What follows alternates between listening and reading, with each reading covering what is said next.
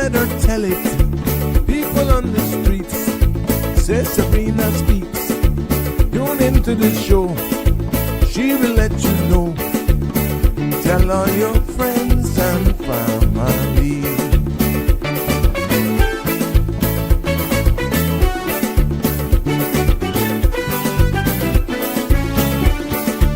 Real talk is no joke.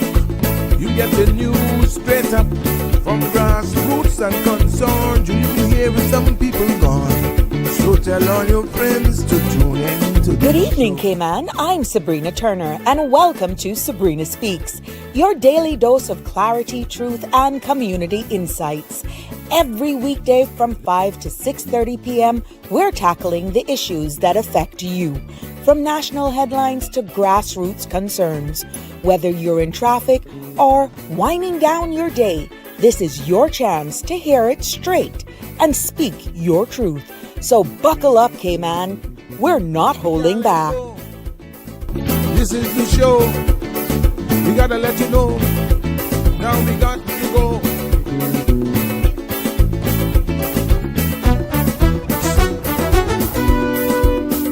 And now here's Sabrina.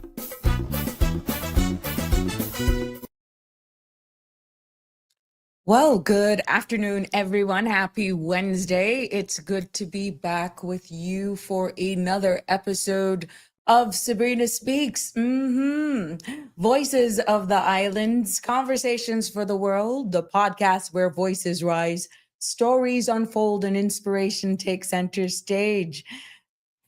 Happy Wednesday. I'm your host, Sabrina, and I am excited to be back here, getting all my links up and making sure that we got everything going. I see you, Marshall. You first to comment to class today. Hope you're all right. Yeah. Yesterday's show was very interesting, and I hope you realize now at 7:00 this evening, it's going to be the Cayman football show. And at 8:00, it's Fit and Fierce by Carla. So we are going to make sure that we finish up some of the clauses that we haven't really went into. Again, the lines will be open, 936-8255, for you to participate in the discussions. And we definitely want to hear from you. And right now, we know that Parliament is ongoing, which, that had to contribute with my tardiness a little bit, just a little bit. But the whole idea is that I will be doing a recap of that for you tomorrow. Well, we know that the undersea cable bill that went through, that was a no-brainer. We knew that would have happened. And the bill now on the immigration amendment now is being debated. Just before going live, the representative for Bodentown East was live. And there we go. Let me just I'm pulling some information, so just bear with me for a second here. But yeah, we are going to definitely bring it to you. And it's very important to hear from you, because you saw where the Honorable Minister tabled the bill. And even though at first we were hearing it was 15 amendments that will be addressed at the committee stage, now I'm hearing there's 17. The leader of the opposition also weighed in on it so far. And he basically says that both sides of the aisle was saying, look, what's the rush? Slow it down. Let's go through all of this. And then some of these committee stage amendments is grave concern as well. Anyhow, you know what? Let's see what's going to happen. But I heard little firing from the government side in regards to being abstaining from the bill. And one needs to understand, and we went through when people abstain from voting, what that means. And it's not what is trying to actually be portrayed. Remember, I'm so happy we took the opportunity to go through some of these clauses, because I'm quite sure for those of you, and I see a lot of you who were actually, I see the numbers basically that was there is pretty good. And I'm very proud of you guys for doing that. But when I heard the clause being presented in its raw form, It shouldn't have been foreign to you all, because a lot of those things we have aired in layman's terms, in real factual discussion here that you were a part of, and that's key. So it was not nothing to you. But if you just had to remove all of the discussions that we had here in this space and only heard what was being said, I bet you would have a different take today. But you know what? Today's episode, we will continue with the discussions, but we will take the conversations from Cayman streets. And we get end right back up to Parliament floor. Because we're going to continue with that. Because at the first part of this episode, we will put a spotlight for a few minutes on the National Roads Safety Campaign Docuseries. We'll be exploring how awareness, accountability, and community action can save lives. And I'll be joined by Mr. Milo Dack, PR specialist, and also by Mr. Mikhail Campbell, also PR specialist there at Royal Cayman Islands Police Service. And they will be speaking to us about this whole campaign. And we're looking at it from the educational standpoint for the first portion of today's episode of Sabrina Speaks. Then we're going to shift the gears to the ongoing talks that we've been having here on the Immigration Transition Amendment and Validation Bill of 2025. And we will just break it down, because pretty much what was read is what is in the white paper, what we call clause. Context now, you're not going to necessarily get that, because it's leaving room for the opposition to speak. And you heard they've actually aired their concerns as well. We are still going to hear from other members of the opposition, which is why I ended my viewing and listening to go live. And what I will do then after this show, I will definitely do a recap of what was being said and all that sort of stuff, so that I can then give a better synopsis of my takeaway from what's being said right this second. But the content you're about to hear, including any discussions or opinions from myself, guests, and our participants, is intended solely for general, informational, and entertainment purposes. It's not a substitute for professional, legal, medical, or financial advice. And I encourage you to consult with a qualified professional for your specific concerns. Bridge Media Limited and all its affiliates disclaims all liability for any decisions or actions taken in reliance on the information presented. And again, 345-936-8255 is the number to call to be a part of the discussion. And don't forget to follow, like, share, and subscribe so that you don't miss an episode. And I'm quite sure, I'm going to tell you now, at 7:00, there's additional entertainment coming on the cmrtv.com platform. However, where I allow it, which I will, if the conversation goes on, but we're not going to go on long beyond, it's about discipline.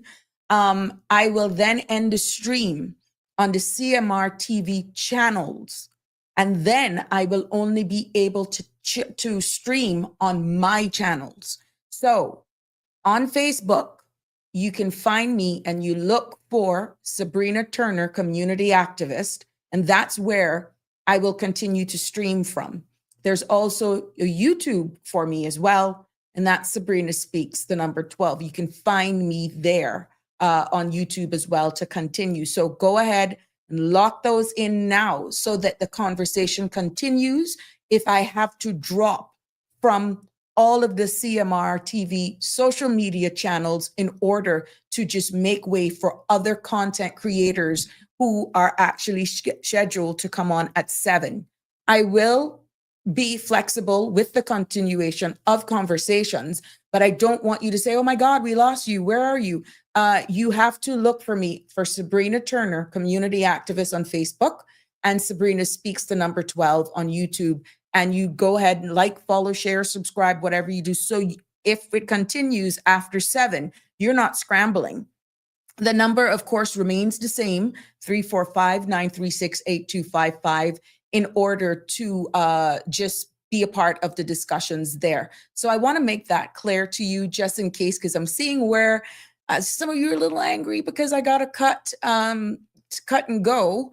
And I don't want you to feel like I'm running because I don't want to extend. It's a matter of just being respectful to my other colleagues. Okay. So that's the whole, that's the 411 on that part. I'm just making sure I can get the latest here for you. So yeah, there we have it. At around the next 10, 15 minutes, we'll be bringing in our guests so we can hear. Have you seen those videos, guys? There are YouTube, a series of videos that are going around in regards to the campaign. And it is, yeah, that'll wake you up for you. So here we go. Let's do this for Jimbo. We got all about the weather here now. We got to make sure we keep it real. The synopsis calls for a stationary front located across the extreme Northwest Caribbean, and a surface trough across the Northwest Caribbean will maintain the chance for some showers as light winds and residual moisture remain trapped in the region. Now, satellite imagery shows a few clouds across the Cayman area. For tonight, the forecast calls for partly to 30% chance of early morning showers. Temperatures will fall to the mid-70s. Winds will be light and variable. Seas will be smooth with wave heights of less than 2 feet. Forecast for tomorrow calls for cloudy, partly skies, with cloudy spells and a 30% chance of showers. Temperatures will rise to the near to mid-80s with a heat index of 95. Winds will be northeasterly 5 to 10 knots, and seas will be slight with wave heights of 3 to 5 feet. The sun will set this evening at 5:47, sunrise at 6:50, and tomorrow's sunset again, Jimbo, at 5:47. The outlook is for similar weather conditions through Friday morning. Thereafter, an increase in winds and seas are expected as a ridge of high pressure builds across the Northwest Caribbean, increasing the pressure gradient across the region. So there you have it. Oh my gosh, today has been one of those days and I didn't go nowhere. So no stories to share with on today. Not one bit of story to share with on it today. Hold on. I see you in the green room. Stay right there. My peoples are coming. So let's just put them in the green room, hold them in the back. Yeah. So we're going to just do this. There we go. I see you. Stay right there. I'll soon be with you. So there you have it, ladies and gentlemen. And birthday shout outs to my bro, Kennedy Ebanks. Kennedy Powery, class of 1990, celebrating his birthday. I know his sister. I missed him. I know it's a lot going on, but Kennedy, you showed up in my Facebook page, again, class of 1990, and I want to wish you all the best. I know you no longer live here. After graduation, you migrated to, I don't even know where you are again. I don't recall. I don't remember. But anyhow, happy birthday to you, my brother. Hoping one of these days we will get caught up and just reminisce back the olden days. I've known Kennedy from West Bay primary days, and even now you see his post every now and again of Facebook. But yeah. Also, congratulations to Shamari. Remember, I told you that he was being acknowledged for CMEX Leadership Awards. That took place on December 7th. In Miami, making his contributions there in Caribbean Media Exchange for his contributions. So yeah, our very own Caymanian. And if my memory serves me well, there were two others as well. Tortuga, what's her name? Her husband and wife. They got recognized as well. Please, but I am taking the information as I have it. I will give a proper congratulatory tomorrow, but I was just trying to finish up the content for today. I am, yes, apologizing, but I'm acknowledging you guys nevertheless, because we did do an entire segment on all of the recipients way in advance, but now it's past, it's gone, and pictures are in circulation. So there you have it. Congratulations to all of you putting Cayman on the map and definitely getting international recognition. Hard work definitely pays off, but when you're recognized internationally, that is something to definitely brag about for sure. Hey, Marshall, how you doing? First to comment, Barbara G, good girl. How are you, my love? Annie, good to have you here. Dawn, missed you yesterday. Hope you're continuing to mend. Well, hello to you as well, Damian Henry. Yeah. Lama, hi, good evening. I just lost my car key. Where were you where did you have this? Toyota? Okay, so there's a car key that was lost. It's a Toyota car key with 3 other keys on it. I'm going to need a little bit more, Lama, I'm going to need a little bit more information on this. What vicinity were you in? And what number should you want people to call? Should it be located? But the best thing like this, when these things happen, that should you find keys like this, you take them to the nearest police station, or if you're close to, let's say, a big supermarket or wherever, we'll get more information from you. But I'm hoping you're united with your key in short order. But give us some more details so that I'd be able to help you share that information. Real Michelle, 14.9 thousand views. Yeah, yes. Can you imagine? Thank you so much. That's you guys. That's all of you. When I heard that, in hindsight, to be honest, when I heard 14.9 thousand views, wow, you can't wrap your head around that in less than 6 months, really. But I'm just honestly, Real Michelle, grateful to God. I'm thanking every one of you for your support. If it wasn't for you guys, we wouldn't be that successful. Based on the level of content, your participation, the word is definitely getting out. We continue to be respectful, and I am living up to my name of being nonpartisan, making sure that this space is yours and we respect all sides. We can agree to disagree, but it's a matter of just getting the information out there. Let me tell you something. It's a lot of work to do this. First of all, being able to present this at this forum and to not be misunderstood because some people are just thin-skinned or missing the forest for the trees. I know the purpose of the space. I follow your lead. I answer your call. This is not playing politics. I have so much other things I could be doing with my life.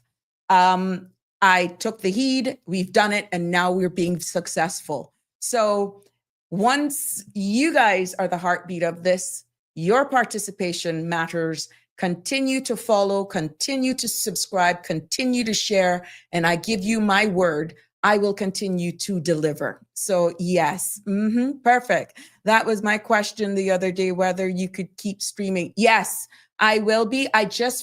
Sandra told me exactly how to do it, the real Michelle. But what I need to remember now is that I respectfully end the show on her platforms. And then for all of you who are streaming on my platforms, you will just continue because I just don't want to abruptly end, which is what I did the other night. But so I will make sure if it continues, I will respectfully just end it on her platforms, but we will continue on mine. But you don't want to miss out any evenings that's supposed to happen. And this is why I was telling you after the 19th, if it jigs me and I want to, just come on at random, let's say anytime during the day or just go live, I can do that from my platform, from my pages. So that's why it's good for you to follow and subscribe on my Facebook handles and YouTube as well, because at any time during the holidays that I know Connie and all of you guys will be missing, you never tell. I may pop up as a surprise thing and it wouldn't be scheduled, you see, but it'll definitely be on my platform. Yes. Hey, Paul, how you doing? How's it over there in Bermuda? Always good to have you join us. Connie Bonnie is here. Yes. Miss Dorothy. Well, we got, hey, Delcy, how you doing, my love? Yeah, it's so good to have you all here with us. Yes, congratulations. Kinder, gentler world. Yeah, I can't believe it. Let's continue to climb here. Let's blow it out of the charts, and because it's the level of conversation. And I must say, people like yourselves, bedrock cornerstone of this platform, continues to make it a success. Contributors like yourself, Connie, Danny, Mr. Belika, every one of you, Marshall, have been here from day one, even when Sandra took me in my house dress. Shaka Zulu, he was complaining about the light. You guys are the reason we've reached there. And you know, that's why this is really, really something good to celebrate. But yeah, there we go. Did you hear? Government has Premier announced a few moments ago, $500 honorarium. This is a one-time announcement that will be paid to civil servants, also seafarers, and pensioners and long-term financial assistance recipients. Now, you know, he did explain on the floor of Parliament, I'm quite sure an official media PR will go out on this, that timing and details of the distribution will be made known later this week. So yes, some of you may say, well, what happens to the statutory authorities? When you say civil servants, does that include the authorities like Port Authority, HSA, all of those Tourism Attraction Board, yeah? And Cineco and Cayman Airways? Those are statutory authorities. So they would have to deal with whether or not they're going to extend the same for their staff. So this, from what I understood, is for core government. And so for all of you guys in the statutory authorities like HSA, like Port Authority, anything that has authority, Water Authority, Cineco, they are statutory authorities. Your board of directors more than likely will have to tell you, and that's probably internal, whether or not you all will be getting anything of this nature. And earlier on today, my guests are there, so I won't keep you waiting much long, but I got to say this. Earlier today, if you're following it, for all of us who has mortgages and loans and all that sort of stuff, the Federal Reserve cut interest rates for the third meeting in a row, lowering its benchmark rate to range 3.5 to lowering the range of 3.5% to 3.75%. Now, this is saying that policymakers say the move is meant to support the slowing labor market, even as inflation remains above target. Now, how this may actually impact us here in the Cayman Islands, our dollar is pegged to the US dollar. Yeah. Our dollar is pegged to the US dollar, and the Cayman financial system moves to, whenever this happens, whether it go up or come down, we are actually benefiting. So for all of those, borrowing costs here can ease, mortgages, car loans, that sort of stuff, savings, returns may dip, banks adjust cautiously. So yeah, this does impact us as well. So there we have it. So we're going to take and put our focus right now. Yes. Okay, good. We're going to talk about the aftermath impact. Yeah. And I'm going to bring my guests in studio. So thank you all for being with us this evening. And we will continue with our immigration discussion after this section. But stay with us because, yeah, I'm quite sure you want to hear more from my guests. So let's go. Let's bring them in. Good evening. Hi, good evening. Can you hear us? Oh, loud and clear. Awesome. Good evening, Yes. Sabrina. Hi, how are you? Happy holidays to you both. Happy holidays to you as well. Yeah. Now today, for those persons who may join us, because we have people joining us at different segments of our show, this part of our show, we're going to talk about the after the impact. And for those of you who may not have seen some of these videos on our social media handles and YouTube, it is a powerful new 5-episode docuseries under the National Roads Safety Campaign. And these two gentlemen, Mr. Milo Dack of GIS and Mr. Mikhail Campbell of Royal Cayman Islands Police Service, they're both PR specialists. They're going to tell us more about this campaign, shining light pretty much on the realities faced, what it was all about, how it came about.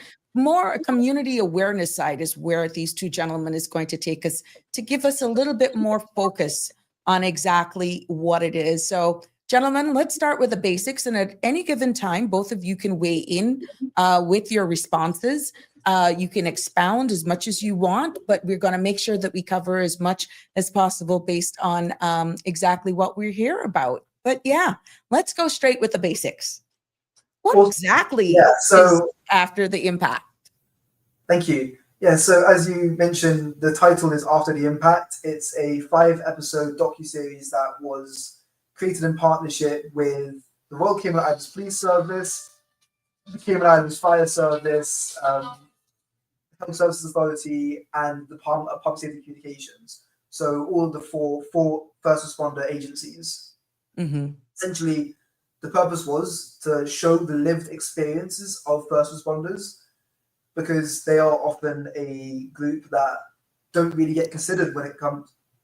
Hello? Yes. Go ahead. Yeah. I just saw something disappear. Yeah. So they're basically they live through the emotional, psychological, and professional realities of road traffic incidences in Cayman, and they're quite often a voice that people don't really consider when it comes to a tragic road incident. So we really wanted to have them in their own voices tell us about what they experience and what they go through, to really kind of raise awareness of like the deeper emotional storytelling aspect behind road safety, because it's not just about, you know, a quick slogan, it's not about a fancy graphic, it's not just a one and done thing, it's something that people live with their entire lives. Right. Very, very interesting. Now, what do you hope viewers will take away from seeing that side of the story? Like when you look at all of these, I've seen some of them, and actually, I teared up, because having been in the uniformed services myself and having worked in the hospital, hearing it from first responders themselves impacts somebody who's working in the environment. But what are you hoping viewers will take away from seeing these stories? So I think it's pretty simple. What we are aiming for with this is, with any road education campaign, the aim is to drive changes in behavior, pardon the pun. So it's the emotional impact that we're looking at, and seeing these faces that you may be familiar with, and even if you don't know them personally, they are people that know people that you know, and people that you can recognize the way they speak, the way they look, to hit that home, so that when you hear the actual concrete emotion and the personal experience behind it, to kind of put yourself in those shoes. Because I think for a lot of people, the impacts of road accidents and collisions from a little fender bender here or there are kind of abstract, something you hear about, but it doesn't really impact you directly. Right. So to see that those persons speaking directly to their experiences, we just want it to be something that makes people stop and think twice, and then get them to actually look at the potential impact, so that they can actually change their behavior, so they don't drink and drive, stop speeding, be patient on the road, don't pick up the phone while you're driving, or try to send texts, or even people, sometimes even watching videos, and always wear your seatbelt. Those are kind of the four main pillars, I would say, of our strategy, because those are the things that we see that impact not just causing collisions, but also the effects of the collision as well. Right. We're just hoping to drive change in those four areas. I think that's the overall strategy of the campaign, of which this is one part. Now, how was they all, going into the production side? What went into that? So I think, because not everybody, you can respond to an accident, but you're talking about, oh yeah, you want me on camera? You must be crazy. Yeah, I mean, I think I'll start with saying that this wasn't something new. I'm sure if anyone who is passionate about road safety probably would have seen similar initiatives and campaigns from across the world. Storytelling is not something new. We have it every single year in different formats.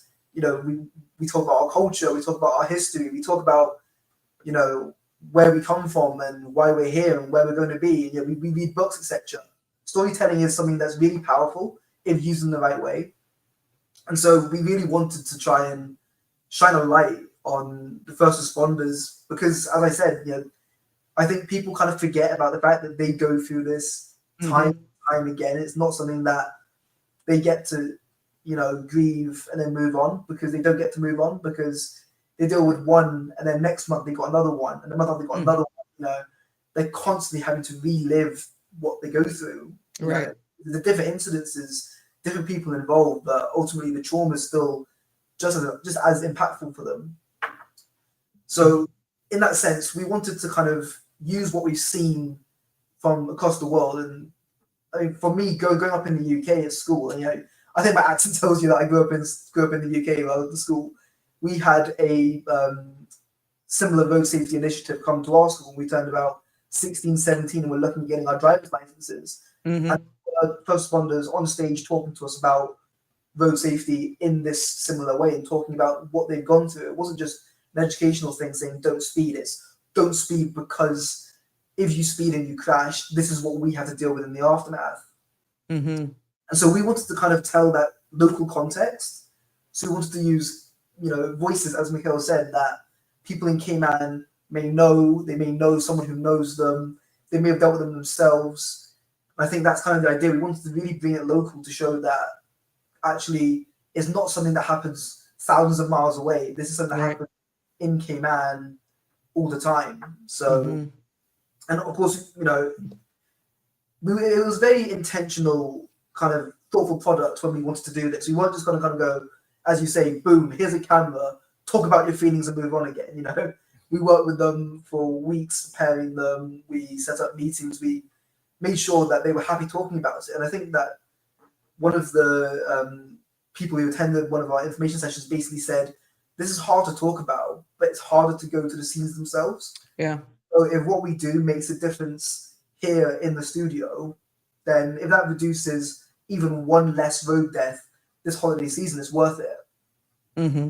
So I think that's kind of the idea that, this wasn't an easy process. And, I was there, Mikhail was there, we were filming it. And as you say, it brought tears to you. We were hearing this stuff raw for the first time, unfiltered, emotional stories. And powerful to be part of this kind of project, to see it, how it was shaping up, to hear their stories. Yeah. It's a silver lining in everything, because there's one thing of calling 911 in an emergency, and realizing, okay, that someone taking that call is actually living that with you until the first responders actually get on scene. So it was good that you all actually did the video that didn't have no reenactment. The background was very simple. It focused pretty much on the subject, and you could put those faces with a first responder in an ambulance. You could put the faces with the 911 operator. You even have the commissioner of police. You've given an entire picture of real persons that is your lifeline pretty much in various situations. That is amazing. And I think that's why it resonates so profoundly with people, because there's not a lot of distraction in the background for how it's been delivered, is what I'm trying to get to.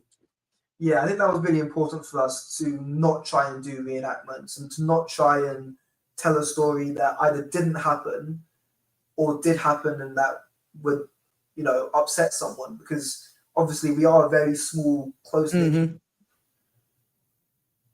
Yeah. I think, as he said, a lot of previous efforts, I would say, and even international campaigns that you see around the world in terms of, there are two. Maybe you could say there's two main styles that are used. So there's the very dramatic, shocking reenactment that kind of shows you a version of what that could look like for you if you're experiencing a collision. And some of those are very, very effective.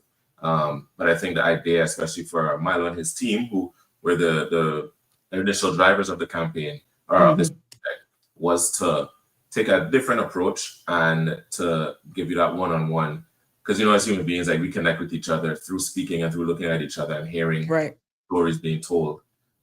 So that can be just as effective without having to have all the things that go into doing a convincing reenactment. How has the docuseries been received so far? Have you gotten any feedback from the public? What has it been like? Yeah, so from all the comments that we've seen on social media, people seem to have really resonated with the messaging. I can't really say that it's enjoyed. I think enjoyed is the wrong term, because it isn't really enjoyable content, but I think it's really impactful content, very emotional content.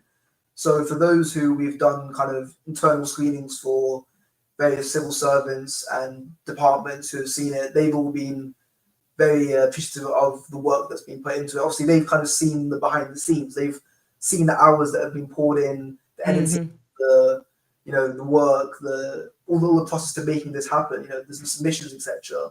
So I think for them to actually see the final product of something that we've been talking about, that have been able to show them, was really powerful. I think as well that, I mean, yeah, I think on the whole, feedback has been very positive. We've had more than 3,000 views across all 5 videos, so total. I think the highest performing video is the one that we released first, featuring Jeremy Josephs and Shante Martinez from the Department of Public Safety Communications, also known as 911. So as you say, the people you pick up the phone to call 911, those people on the other end are the telecommunicators. That's been the highest performing video so far. Yeah. Yeah. Because it's almost like that, calling that, I may be wrong, that Delilah show where you call, but you call in an emergency. It's so emotive. You're just talking. Why are they taking so long? And every second feels like it's an hour or forever. And to really be able to put a face to one of the many 911 callers and operators there, that alone is profound. It has made a big statement. But you guys will be doing more public awareness. Will you be going into the schools and that sort of stuff as well? Yeah, so the intention is for us to go into schools, particularly the senior schools, and not only show this documentary as one piece, but also to do educational drivers about young drivers, new drivers, what they need to be aware of, and things that they might not get told, they might not think about, because obviously, you know, we've all been young at one point. We all think that, you know, we're bold, we're invincible, and that nothing can touch us. But actually, all it takes is one wrong decision, one wrong. Yeah. It may not even be your fault, and something can go terribly wrong. So I think that's one of the big drivers that our SIPs, the police, are working on as well. Yeah, so we're working together with the Department of Comms to get some of our officers into the schools and as you said, to provide some of these screening some of the docuseries, especially for the kids who are a little bit older, so you know, they're like 13 now. So kind of to combine the message, so give them the message and see, you know, kind of show what can go wrong, but then give them the tools to help them avoid that and kind of get them started off on the right foot before they get in behind the wheel of a vehicle. I see a comment up there as well. Yes. That's right, is because also that I think children are really good at holding adults accountable. So it's things like if we're in schools, particularly the younger schools, and this kind of goes again to those who are under 13, between, I guess, like 5 and 13, and we're telling them seatbelts are the most important thing. When they get in their car, they're going, hey, mom and dad, don't forget my seatbelt. We had a really important talk today from school. And hey, you know, like, that's a red light. That means you have to come to a stop. And all these kind of small comments that kids make. I mean, of course, we're all hoping that everyone is responsible, isn't running a red light, isn't speeding, is putting seatbelts on, etc. But I think it's just that small reminder of having a kid tell you that is just something that kind of really reinforces the message. So yeah, children are really important parts of the road safety campaign. They're not drivers, but they are people in the vehicles. They are road users, as we would call them. Yeah. Right. And also, you know, this is about changing culture as a whole, which I think that's probably the biggest motivator, apart even beyond enforcement, education, and everything. It's just the culture of the society that you're in. So as those children get older, if they take these things to heart, then that is how you change the culture as those people come up. Now we know the Arrive Alive campaign is going on. Mikhail, is RSIPs doing any more PR on just overall road safety? For understanding it is the Christmas holidays, the festive season. Will you guys be rolling out anything extra? Oh yeah, we are gearing up our Operation Winter Guardian campaign, which we do in conjunction with Arrive Alive 345 with the NDC. With the central government as well as the Department of Comms with the National Road Safety Campaign. We've been doing various media appearances on various platforms. I think we can count this as one of them as well. We have a couple more this week. Along with that, we have we're doing a lot of social media content. So we've had one video up so far, just to advise people. You know, we talk about road safety, but we're trying to talk about alternatives to make sure that people hosting events, whether they're private or corporations or businesses, think ahead in terms of making sure that their guests and their patrons have resources and opportunities to not have to drive home after they've been partaking in these events. Right. And of course, general tips about and reminders about road safety, safe driving behaviors.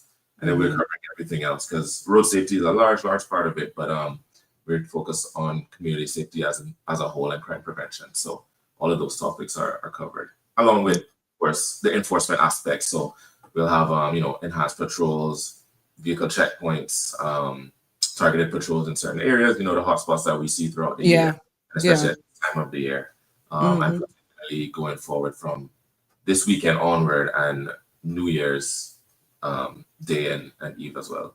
Yeah, it doesn't stop.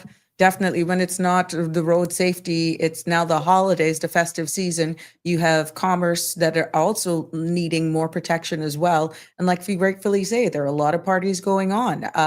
So it's just, you guys, RSIPs is going to be very busy. And I'm quite sure on your social media pages, you will be sending out more blitz and that sort of stuff. But some of the persons who actually are causing a lot of this erratic and reckless behavior, I know it's all about public campaigning and that sort of stuff. How do you reach? Is one thing of going to the colleges and the older students to schools because they will speak to their parents. But how do you actually get to those adults outside of just going on YouTube? Is there, I mean, it's almost hard because they then have to subscribe. You're here, we got the reach. But it's not these kids, not all the time, that is really behaving bad on the road from what I'm seeing. Yeah, I think not to get into too much of data and stuff, but a lot of the incidents in terms of traffic, especially serious ones, are kind of late 20s, going up to like 30s and stuff. So that kind of mid, young adult age. And so, we do take active efforts to target them. So it's not just our outreach in terms of social media stuff is also promoted. So we do put money behind it. So it's not just those that follow us that will see it, but we try to get as much of an audience as possible. And again, with the different platforms such as yours and the various others, I think we have a pretty broad range of the basis coverage and the demographic that listen to the different stations, whether it's from the younger people that listen to the more urban music to the people that listen to the oldies, and of course you have your traditional Cayman stuff. Correct. So that we think will help us to cover a broad spectrum. But of course we have our in-person the one-on-one interactions the officers have with the public, because nothing is more effective than, like we talked about with this docuseries, conversation with a person. And so our community officers, we have, as part of the Operation Winter Garden, we do have the community patrols, community reassurance, but they're also spreading these messages. All of them have, even if the community officers during this period, they may get redeployed to the front lines operationally, but they still have their WhatsApp groups. They're still in touch with the members of their community. Correct. So they can get these messages directly, straight from the horse's mouth, as you would say. So those are all the methods that we try to take to reach as many people as possible. And I know that you guys had also spoken about doing some community meetings and stuff. So so kind of with the wider campaign, we're working with different kind of partners in the community. So on Saturday evening just past, we took part in the Camana Bay Christmas holiday market. So stand there, we were interacting with lots of people, and I mean, I'll be honest, I didn't think we would have a huge amount of people interacting with us, but we actually had more than 100 people come by to talk to us about road safety.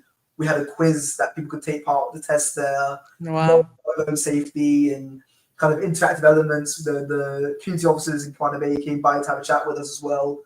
And people are interested in the subject. And I think, so kind of go back to it, Camana Bay is one of our partners. We've also partnered with CUC as a big partner. We also have all the intergovernment departments. We've just partnered with Cineco and Inspire Cayman Driving, because they have like a safe drivers program they just launched. So lots of different community partners, and there are tons more. We've got Flow as well, Cayman Cabana, Thatch and Barrel. And I kind of don't want to miss anyone out, but I'm just trying to think off the top of my head now. We won't get you in trouble. That's okay. We'll help you. All right. Listen now while Mikhail's talking to make sure we don't miss any. But there are some really great partners out there that we are working with, because, as we say, it is a community effort. Correct. And I think that's kind of working with the community you may not follow us, but you may follow another page. And Exactly. starting in January, we're going to be rolling out the kind of some of the other kind of, I guess the word is influencers in the community as well. So like Mhm. post social media pages and radio shows, etc. Those who people listen to, etc. Podcasters, etc. To try and get them the opportunity to be involved in the campaign. Good.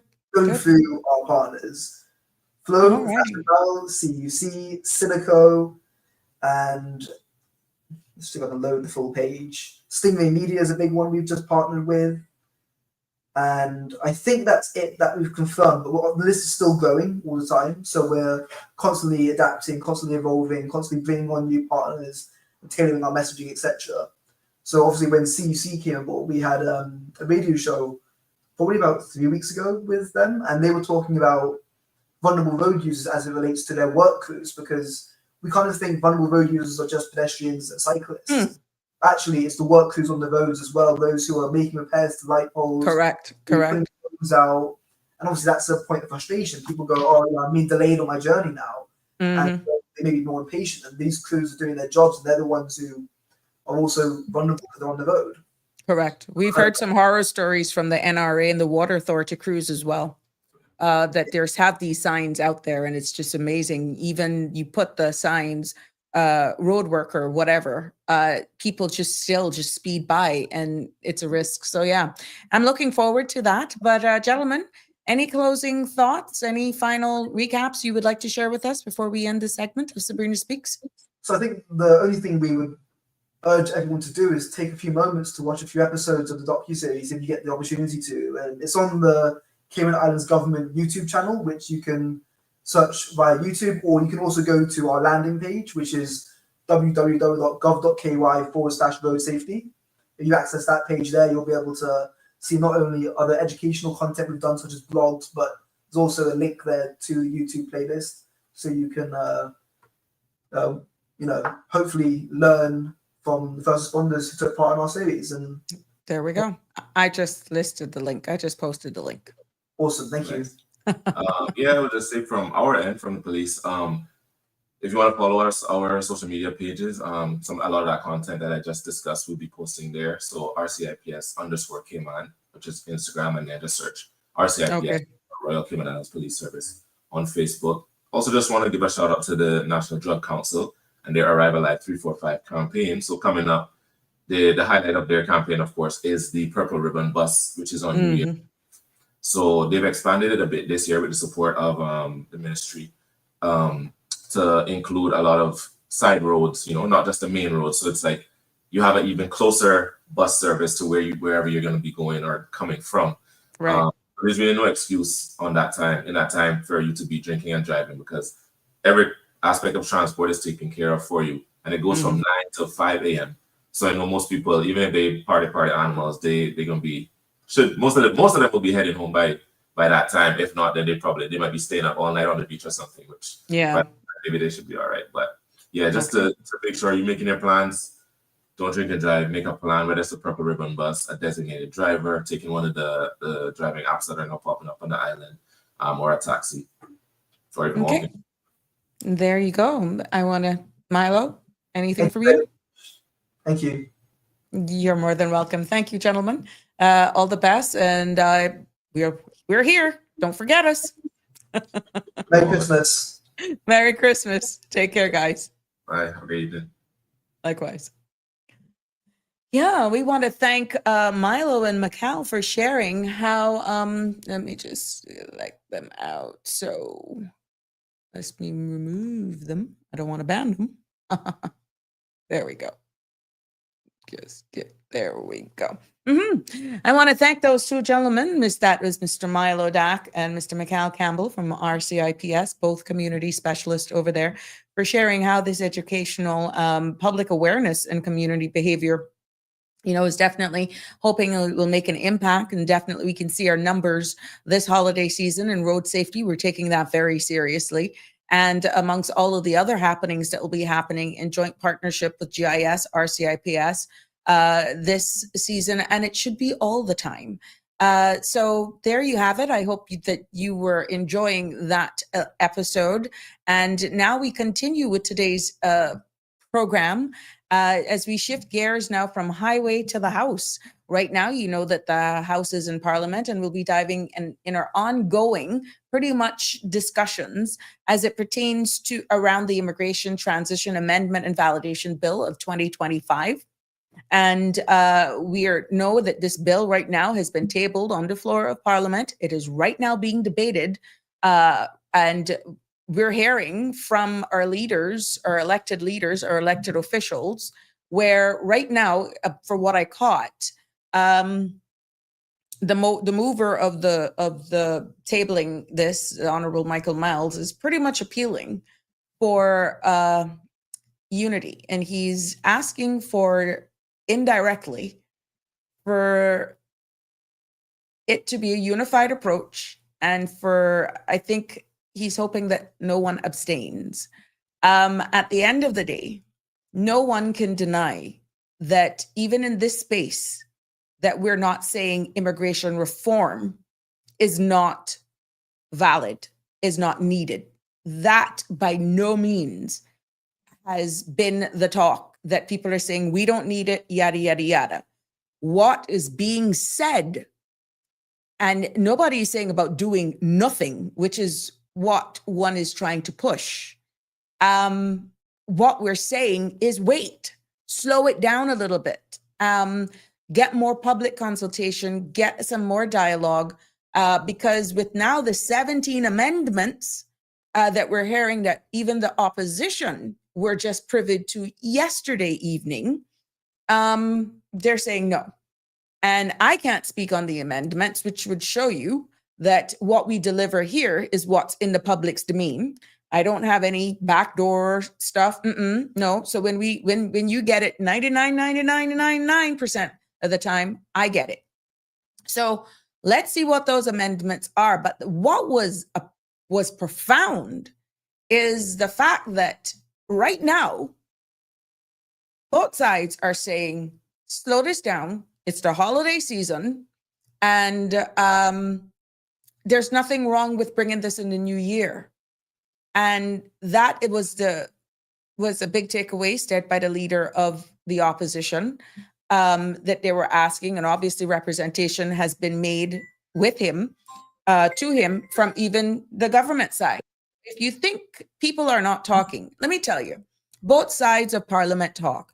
The sides of the Cayman Islands, we cannot have elected officials where they don't talk to the opposition. And sometimes because we are all very familiar with one another, even on a personal side of things, outside of politics, they will be very honest and candid. Boy, I don't know why they won't slow this down just a little bit. We don't need to be dealing with this in the holidays, that sort of stuff. But for whatever reason, it's on the floor. What is sad is when you hear, but the government has the numbers. What is that indirectly saying to you, the people? What does that say? And they can speak in cryptic ways because we brought that up here, but people just want them to debate and debate so that everybody can understand. Call it for what it is. Call it for what it is. Good evening, caller. Welcome to Sabrina Speaks. What's on your mind? Good evening, Sabrina. Good evening, Sabrina, and good evening to your listening public. I've been listening to the debate as you've been. I think I listened to the whole of Michael Miles, the Honorable Michael Miles' speech, and I think it's only now, like Dwayne is speaking now. But he was speaking when I came live. Yeah. So he is still speaking now, and Joe spoke. I mean, I know the honorable, but we refer to is in. Cayman is a good place. You can show love for your leaders. You see, it seems very clear. Well, it's not.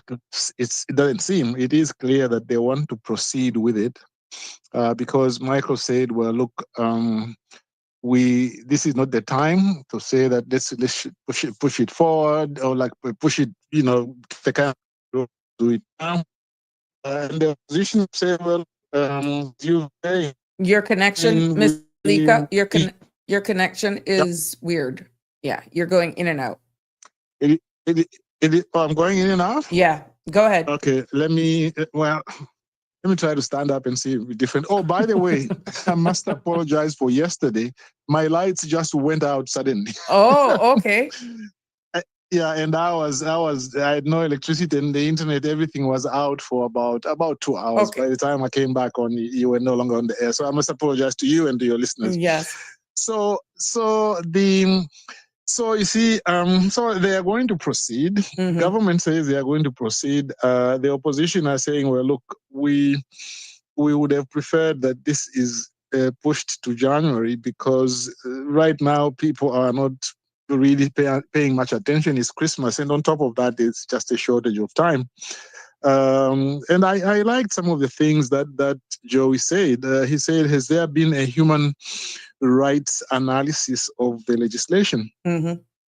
I would love to hear the government respond whether there has been that, because there are a few things they've done which are kind of borderline and could be doubtful, but it would have been nice to have that done. By the way, the human rights assessment is in certain jurisdictions it's standard for just about every legislation.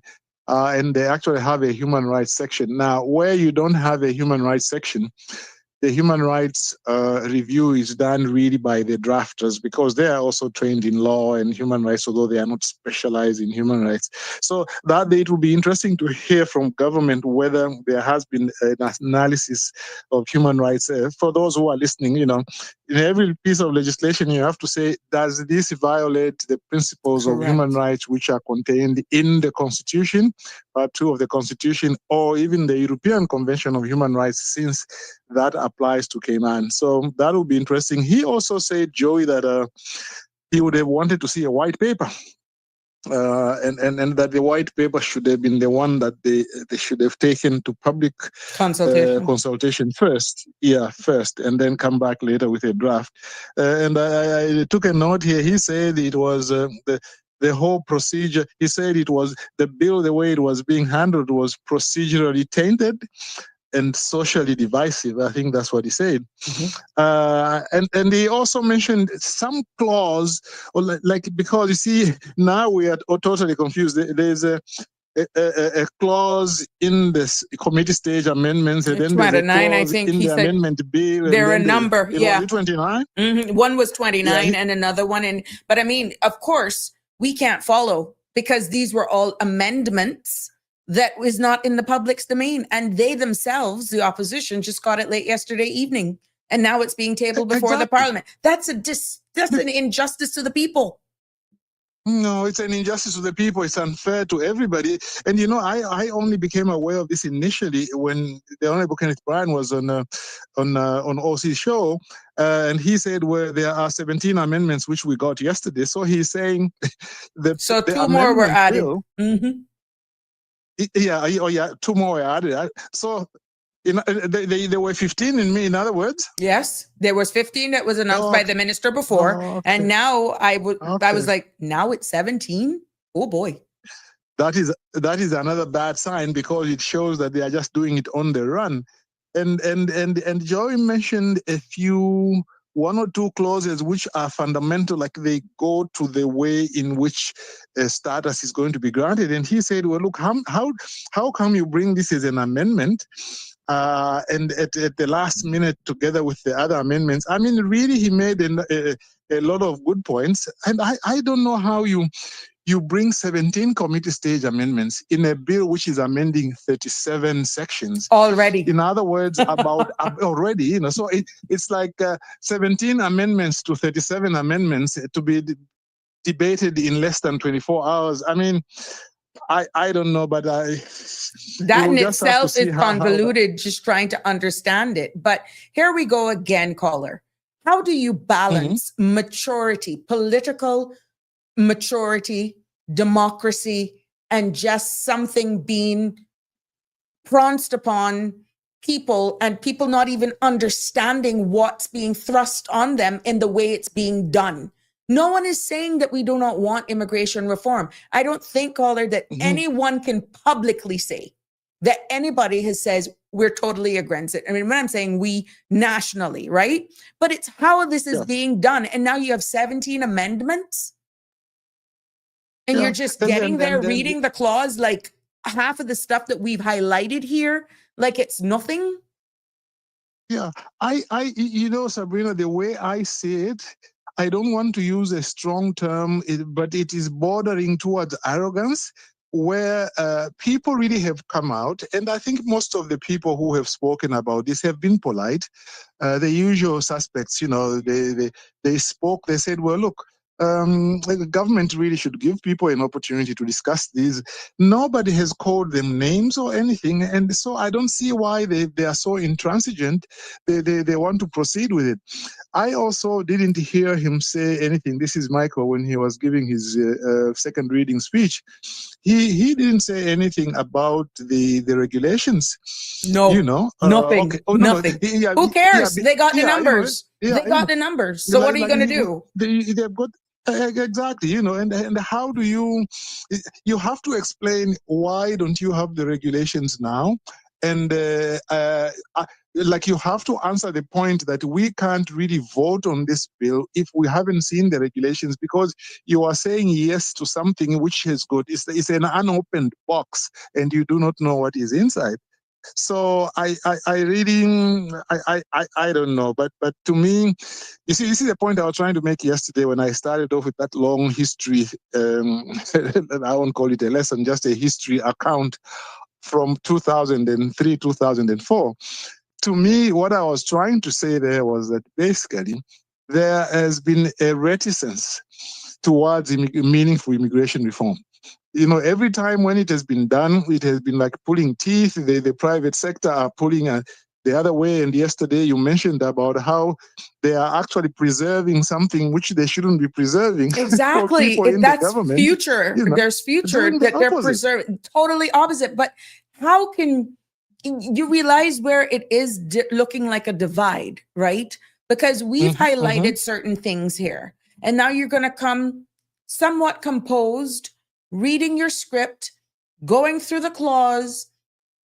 You could have expounded on the clauses to say, we realize that this may have happened. It's your opportunity.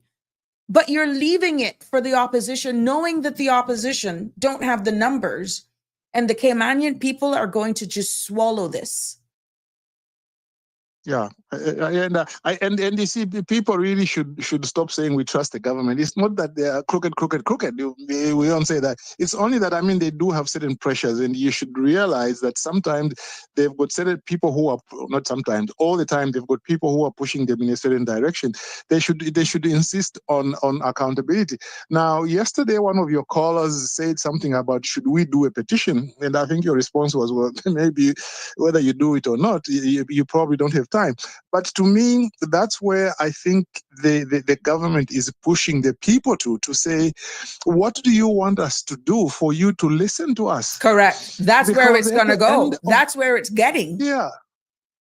You know, people are frustrated. Look, I mean, today, Dwayne spoke also about how it's a point I tried to make, one of the calls I made to you, which was that, you see, you can make the laws, even if the law were to be very good, there are certain attitudes on the ground that haven't changed. Because he mentioned about, he said there were some 72-year-old non-Caymanians still in government, and that they even draft their own terms of reference. Now, I don't know how he knew that, but I have to imagine somebody told him that. So you see, these are the sorts of things which I don't think this legislation is dealing with. And the number of Caymanians, people known to me who I know have been really persecuted in government, I don't see that this law is going to assist them, because there's certain factual things, dynamics that have to change, certain attitudes. There has to be a willingness, for example, for a chief officer to call a head of department and say, Mr. Head of Department, one of your people approached me saying that you are not training them, and so on and so forth. As you understand, our policy in the government is to train Caymanians. Can you explain it to me? I find that in Cayman, there is hardly anything like that which ever happens. Usually what happens is that when you go to a chief officer, or shall we just say higher, the higher authorities just say, oh, you have to accept the decisions of your managers. No, no, no. But if the managers are not fulfilling the government policy, which is to Caymanize positions, okay, you can't make a chief officer can't make a decision for a head of department, but they are the supervising officer. They can ask and say, well, what is happening here? And I just find that in Cayman, the chief officers are afraid to do that. Now, I don't blame them so much, because for me, it should come from the political leadership. The political leadership should have a clear policy set out there, probably in some, like it can be, for example, just a policy on advancement of Caymanians, something like that.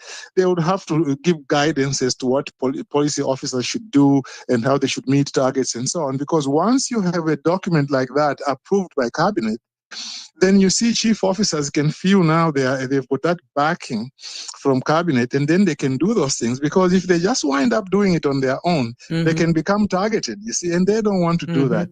And to me, that is really required. Cabinet needs to, in addition to the legislation, they need to set out a policy document regarding the advancement of Caymanians in the civil service, so that can become cover for the deputy governor, it can become cover for the chief officers, it can become cover also even for the heads of department, who have to also enforce it to people who are in the lower ranks. Right. And unless they really do that, the legislation as well as the policy side of it, I think it will be very difficult for these things to be done. I mean, I don't see, for example, I won't mention a name this time, the lady who I one time mentioned to you was in the judiciary for a long time, ended up leaving. She was never appointed a judge. 2 positions of judge opened up when she was there. I imagine she would have been interested, but she wasn't appointed. This new legislation would not help somebody like her. Right. Okay, it wouldn't. But if they had it in the Judicature Act, for example, if it said, well, whenever judges are being appointed, if there is a Caymanian who qualifies, then they shall be appointed. Okay, then that's easier, because then I imagine that person will be a judge today. But because they have refused to amend the law, both the public service management law, refused to amend the judicature law, and all the other relevant laws to make that clear, these people are being left by the wayside. I know somebody else in the portfolio of legal affairs who's been there for 17 years. They haven't got $100 increment. So look. Let's see where it ends up. I would like to listen to the debate, but up to this point, I'm disappointed. I think they are ignoring the people, and I think the people are hurting. I thought that I was actually the only one feeling that way. And remember, now I don't give a personal opinion in this space because of just allowing this space to be exactly what it is. And I'm so happy I've taken that stance. But at the end of the day, I have the right to listen. I have to listen in order to be able to come and deliver. But that was those were the first of the feelings that evoked. I said, oh my God, I now understand why people are saying to those who've taken the time to read it, to dissect this bill, to have contributed, to have given their opinions or made their suggestions, and saying, others saying, you got time? They ain't gonna pay you no mind. Oh my God. You know, what happens if this becomes the norm? And the dictatorship, I see where Denny is saying, and he, that he called me Sandy Hill. The Cayman Islands government is acting like a dictatorship.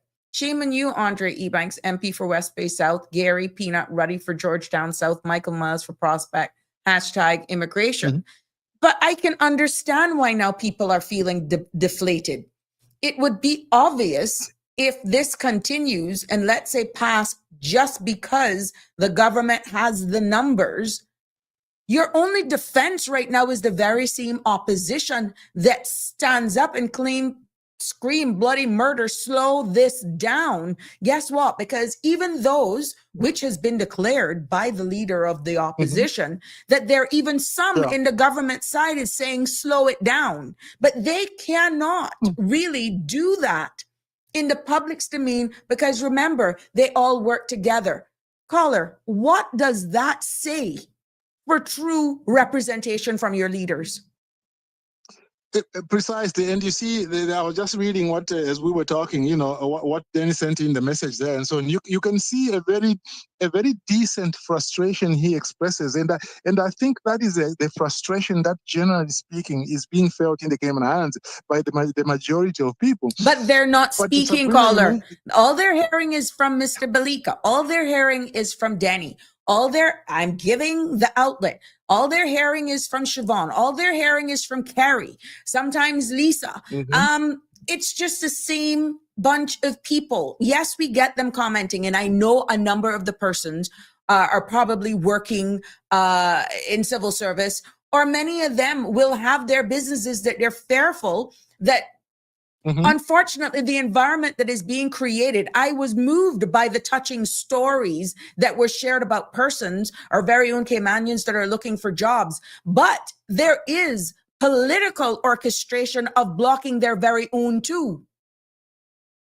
Yeah, you see, what the politicians should do is they should understand that there are a lot of people, probably people who even participate in the writing of this legislation and making proposals for it, who probably don't agree with what the ministers are doing. They should make allowance of the fact that, well, yes, maybe we are only hearing from the usual suspects, but there are a lot of people in government who probably don't agree with us. I mean, they should take that into account, and therefore, if they hear like a cross section of 5, 6, 10 people, usual callers, they should understand that that is likely to be reflective of the way people feel, and they should try to respond to that.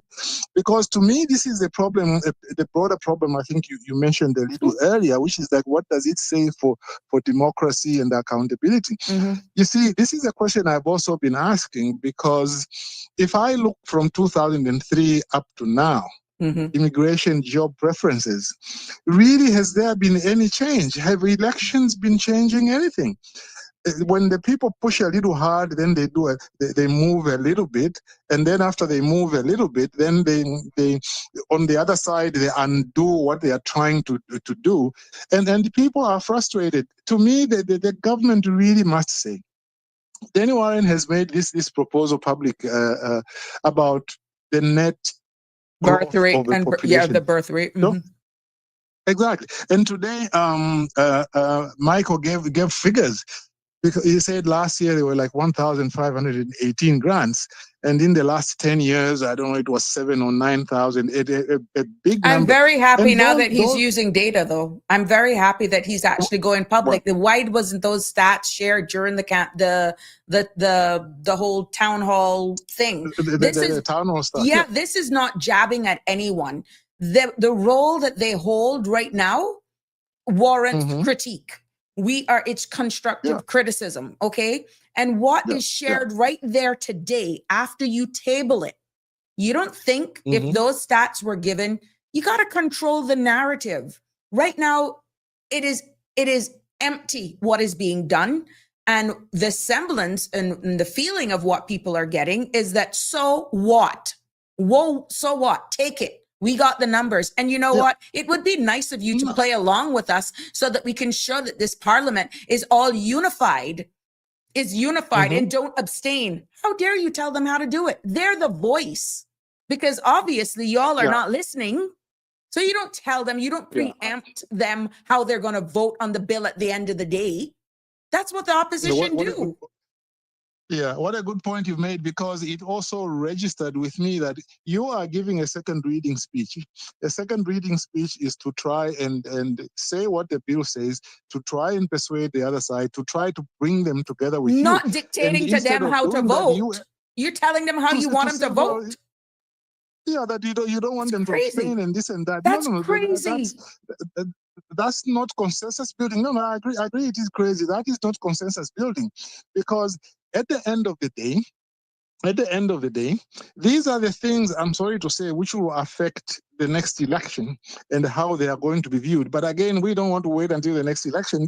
This thing has to be fixed now. Next election is Well, I can tell you this, not to cut you off, sir. If this type of behavior continues to display and the Caymanians remain quiet with this type of dictatorship style of governance, and you're doing this and the people feel like they're less. And look, missing the forest for the trees, because at the end of the day, You got let's say Danny is a troublemaker, Sabrina's an antagonist who lost an election, who has nothing else to do, just trying to create content. I'm just saying, how people are. We're putting, some people, but hold on. We all live in here. Yeah. And I need them to see how this is being rolled out. It has been declared that even persons on the government side is saying slowing this down. But of course, they can't, because they all sign an MOU that we're all in this marriage together. We're still on honeymoon. Hello, Cayman, wake up. No, going back to the issue of statistics, right? It is very good that those statistics are there and he has gone out there. But what he needs to do is now go further, okay? Because the suggestions that have been made is, or rather, put it this way. He needs now to say, okay, this is too much. We have given too many. Yes, they are now part of the community, we will be part of them. But in future, we want to bring the numbers to such an amount. Rishi Sunak, when he was Prime Minister in the UK, he did say, he says, well, our numbers for immigration are so many, I forget, 100,000 or something like that. And he said, we want to bring them down to under 100,000. He said something like that, okay? And this is what he needs to do now in government, Michael, that is, he gives those statistics and now he says, okay, these are our projections regarding population growth, and these are our projections regarding what these measures are going to do, and our targets are such and such. You can't just say, well, look, we have given too many and now this is what we are doing. But how can you be sure that that is going to change? Mark my words, you could have even more status grants in the next 5 to 10 years with this bill. Hold on. You deserve this. You deserve this. Well, thanks very much, Sabrina. I hope I'm wrong, but that is quite possible, because this is not taking effect until 9 years anyway. You're not going to see the impacts. You're not going to see the impact for 9 years. You won't see the impact, because now I know the 1,500 plus.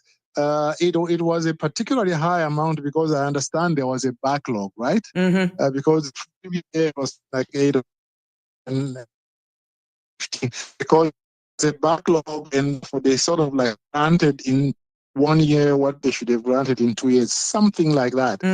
But you see, at the end of the day, even if you are granting 800 per year, it's too many when your birth rate among Caymanians is less than 800. Okay, it's you need to. That's where the problem is, if you consider it to be a problem. But do you understand? You can't just. One of the amendments, one of the 17 amendments as well, that the leader of the opposition pointed out, which I'm only going based off of memory, and I stand to be corrected, is that now one of the amendments is that it will allow permanent residents of independent means to be able to get naturalized after X amount of time. And they will also be able to convert that independent means to a regular work permit. Again, I'm paraphrasing. It was just... I haven't been privy to this, but what I got from him is that the fees in which they're actually, it's a quid pro quo. He got it right. We give you some, but we just elevate the fees for the rich or for those who have a higher net worth. But at the end of the day, you're still not closing the door that you're saying this reform is going to be doing to protect your Caymanians. You're inviting a certain level network of people in order to balance the budget, but telling your people that we are doing this to protect you, bearing in mind that particular clause in the law that is going to probably unleash over 2,000 persons into the work market to be able to hold second jobs that are all civil servants. Yeah, and Joey covered a little bit of that, because he mentioned this example of a kid who came when they were a baby, and then he said something about how, I think it's the father or the child going to court in the next few weeks or months for overstaying. And then he said, well, maybe the problem, they didn't have $2 million, because that's what you are going to require from people who get this PR by independent means. I mean, I think that Joey, had off to him. He gave a very good debate, measured, not emotional, structured, with a lot of the things that people are concerned with. And he was not screaming at the top of his voice. He just said, look, these are the concerns. And he made it clear, we want to support you on this immigration reform. In fact, we support a lot of the stuff that is in there. But you are just rushing it because there's a few things that we have to do, like ironing out a few creases, But caller, in the whole problem thing. But is being delivered by the leader of the opposition. Some people will miss the message because he's still PPM.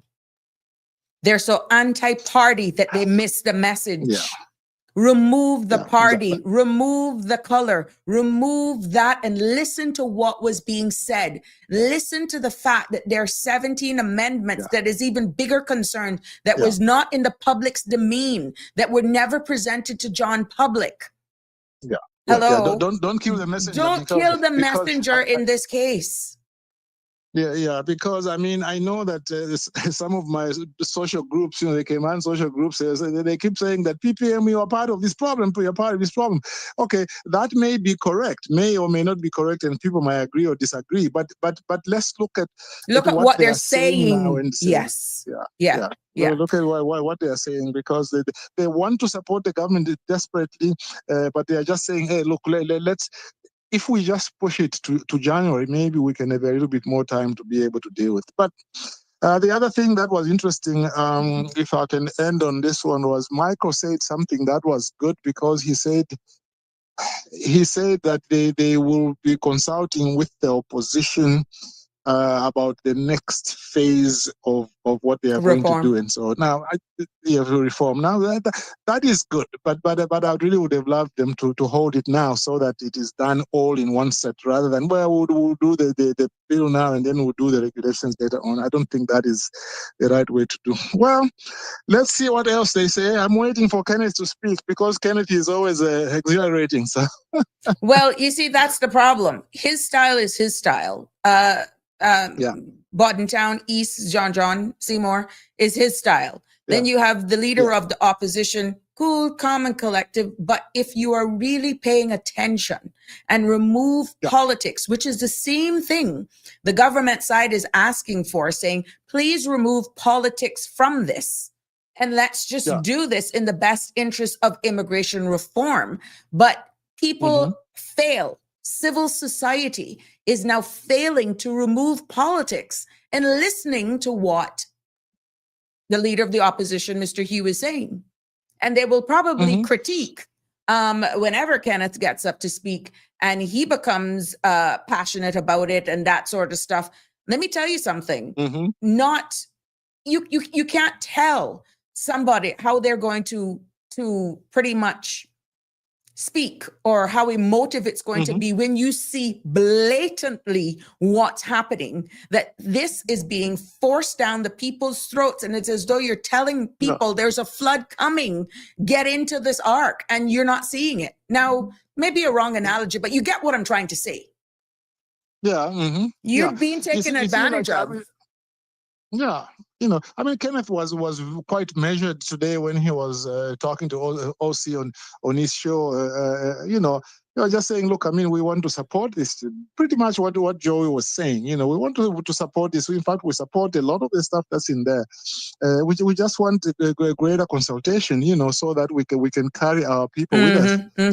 But the government is starting to look really like they might be acting in bad faith. It is as if they want to please some third party, as if some third party other than the voters is telling them, look, don't take it back to public consultation. What we have agreed with you now, we want it to be enacted. It's like, I think it was Danny who was saying that yesterday. He said, well, look, if you one common trick that politicians use is to say, well, let's do a little bit now and then we shall do it later. Okay, that's a common trick, and in Cayman they've used it many times. We talked the other day about the mortgage issue, which is now into its 7th year, because at that time they said, well, it's good, we want to do it. but let's take it to the commission. Let's do this. Let's do that, and so on.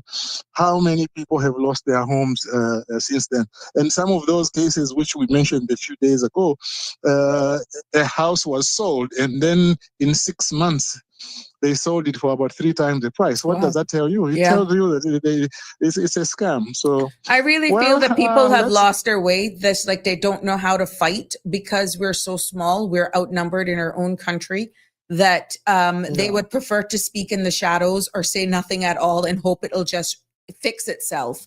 And victimization, that must stop. I mean, and the way they victimize sometimes is terrible, because they look at you, they say, you're a Caymanian, okay, fine, like me. How did I get victimized? It was because I was trying to be fair. I stayed out of the local politics in my first few years in Cayman, but after a while, I started getting passionate about certain things. I would see my friends, Caymanian friends, really under my nose being mistreated, and then because I say, can you please treat this person fairly? Then now they turn on me, oh, you are trying to help Caymanians. You are now also a problem. Do you see?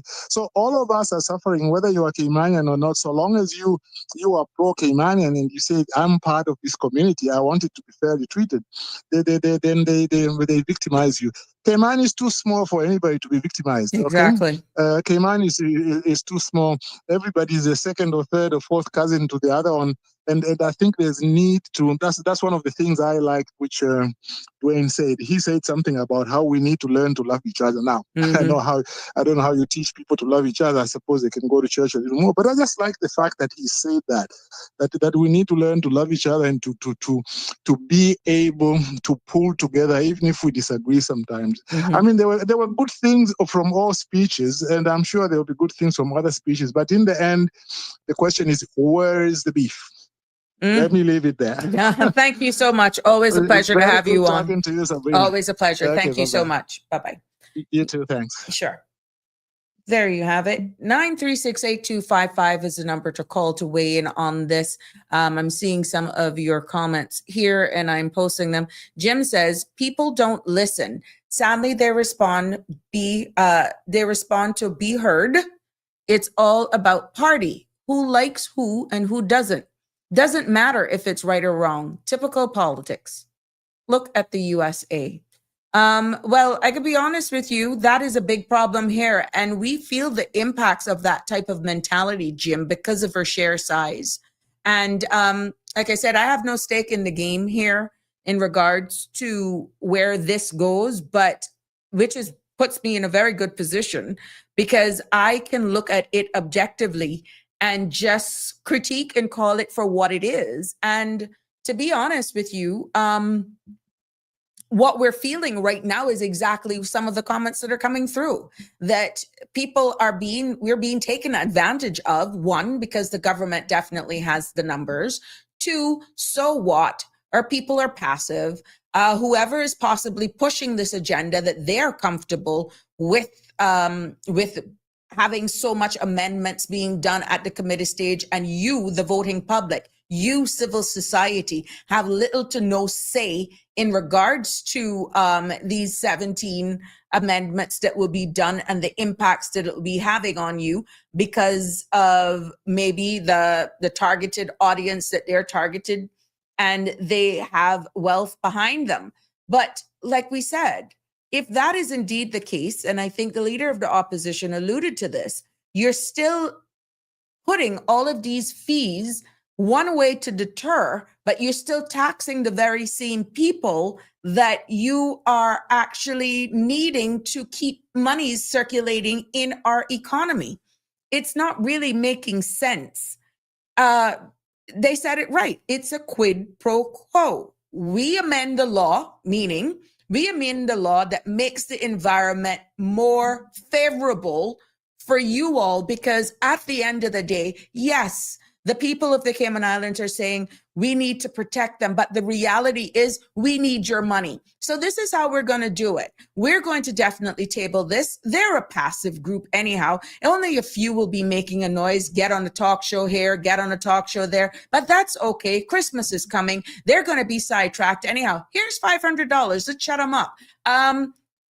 Is that what we're settling for?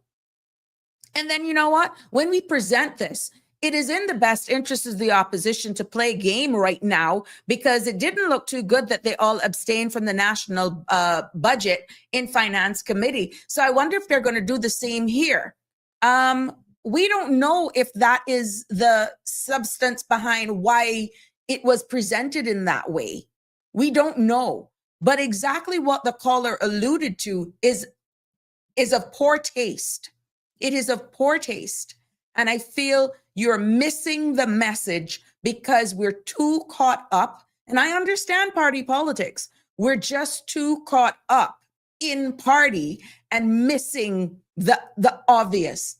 Let me tell you, these amendments that I have privileged to be seen, that is in the clause, I can't speak on what I haven't seen yet, okay? But just the section that I pointed out yesterday about civil servants, non-Caymanian civil servants being able now to come out and compete, that pretty much is protecting them. Should there ever be a list or an industry that protects your very own locals, once they are a civil servant, that is now embedded in law that they will be able to come out and work in even industries that is predominantly by Caymanians, Houston, we got a problem. We got a problem. How can they say that that is the case and they're protecting you? And then you're opening up other parts, like total new sections are being added that there would not have been any public debate on. Now, if these 17 amendments were placed in the public's domain, where are they? And how long? How long were they out there? Have we heard from the government? Have we heard from the ministry of these 17 amendments prior to it being tabled on the floor of Parliament? Or, okay, because the Caymanian society is so passive, they're so hush-hush, they're so fearful of whatever, that they will, it's only going to be a small percentage who are going to talk about it anyhow. They'll suck it up. We'll butter them up. We'll butter them up eventually. Is that what we're settling for? Is that where we're headed? Because if that's where we're headed, let me tell you something, everybody's going to feel this. And some people will say, well, we got to start somewhere. But I tell you what, I feel with all of these amendments and the mere fact that this is only phase one, the fact that you have members sitting around the very same table with you that says it should be slowed down till at least the first quarter of 2026, who's really running the country? Good evening, caller. Welcome to Sabrina Speaks. Good evening. Good evening. Oh, we got a compliment on you. They didn't realize how handsome you were and even your voice. I found it. Yeah. Somebody complimented you, Denny. Well, appreciate it. Yes. I remember when you had a break in the last government and you were part of the group that came onto the radio and talk about the differences that in process about how the government was being operated in the last administration. And what I find interesting is that the premier seems to be doing the very same things that he was complaining about leading up to the election. You can't have a situation that is not procedurally fair be defended by him and others who are in cabinet, and then but then criticize a previous group of people for not following procedure either. That's duplicitous. I mean, I'm not shocked that politicians are duplicitous, but I didn't really expect Andre to be that way. Remember, Because this is not taking up for him. For context, 8 cabinet ministers, 3 independents, Mhm. 3 CINP. Mhm. The Premier is TCCP. Mhm. And You like really in the think he last, controls the cabinet? wait a second. In the last administration, when things were not being done properly, he stepped away. He resigned from the being a minister. Why would you want to do that? I have a reputation to protect. Well, does that mean that the last time he resigned, it was just a game? He would have to answer that. I know my reason for walking, and I, he walked I, with me, for the record. I understand, but the point I'm making to you is that if he wants to give us the impression that he doesn't agree with what the government is doing, then I would expect him to step down in the same way based upon principle. But we Because don't know what is which being government done, members spoke to the leader of I, the opposition, is what I'm saying. But let's say. I'm not, this isn't just for the premier. Mhm. This is for all of them. Gotcha. If you believe that what is being done is wrong, you should resign, make a statement, take a stand for something, okay?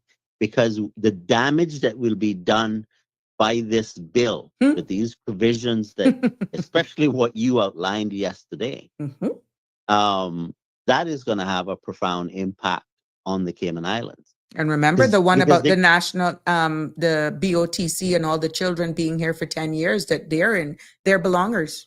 Exactly. That isn't even amended. That gate is still wide open. And now we're definitely putting civil servants, non-Caymanian civil servants, where they can also compete in the workforce. Absolutely. And so I would find it hard to accept that the premier would want this for the country. Okay. But if he just goes along with this, he pushes this forward, and though whoever the others are, or I shouldn't say others, whoever it is that are ministers that don't agree with this should make a statement.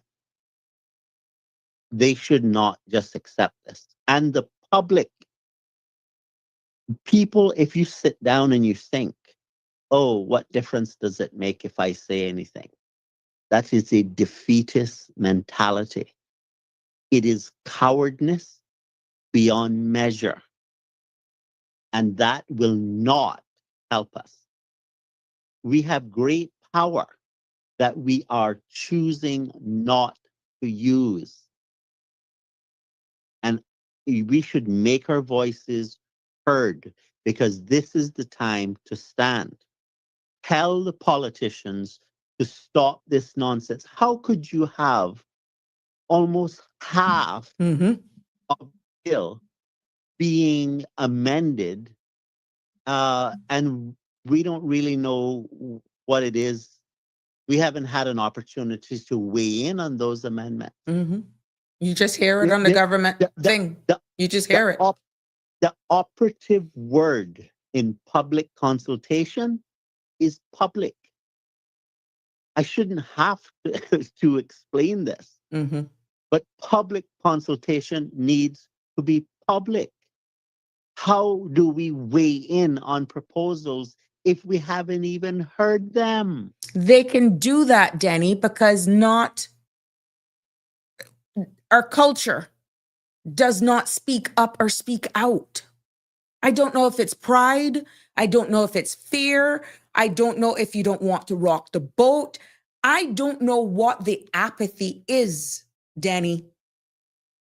Well, if they remain silent, what happens will be as a result of their inaction. Maybe they're at a network that they can just pick up and go to another country. Who cares? But I'm hearing, I think John said, he's the voice for the voiceless, hope for the hopeless. That should be the consensus of everyone when it comes to listening to your people. Well, is he calling for the government to engage in proper public consultation? What little I caught, because he was still speaking even when Mr. Balika was on, and when I came live that I had to cut it. I got from him that it is the way in which it's almost being forced down people's throats. So in other words, for what I caught, I can't say what his presentation was, but what I did catch is that he was in his own way without calling it. And I don't like that. Just call it for what it is. Slow it down. Speak clear language. Stop speaking code in between the lines. That doesn't help anybody. But what was a takeaway for what little I heard from him is, be careful what you're doing, because the same people that you're running is the same people that you need, and pretty much globally. And he did some comparison with some other jurisdiction where, we still need people. We're still going to need people from around the world to help us. That's not the point. Nobody's arguing that we won't need people. What we're arguing about is whether we have the policy properly developed that protects our interests. Mm-hmm.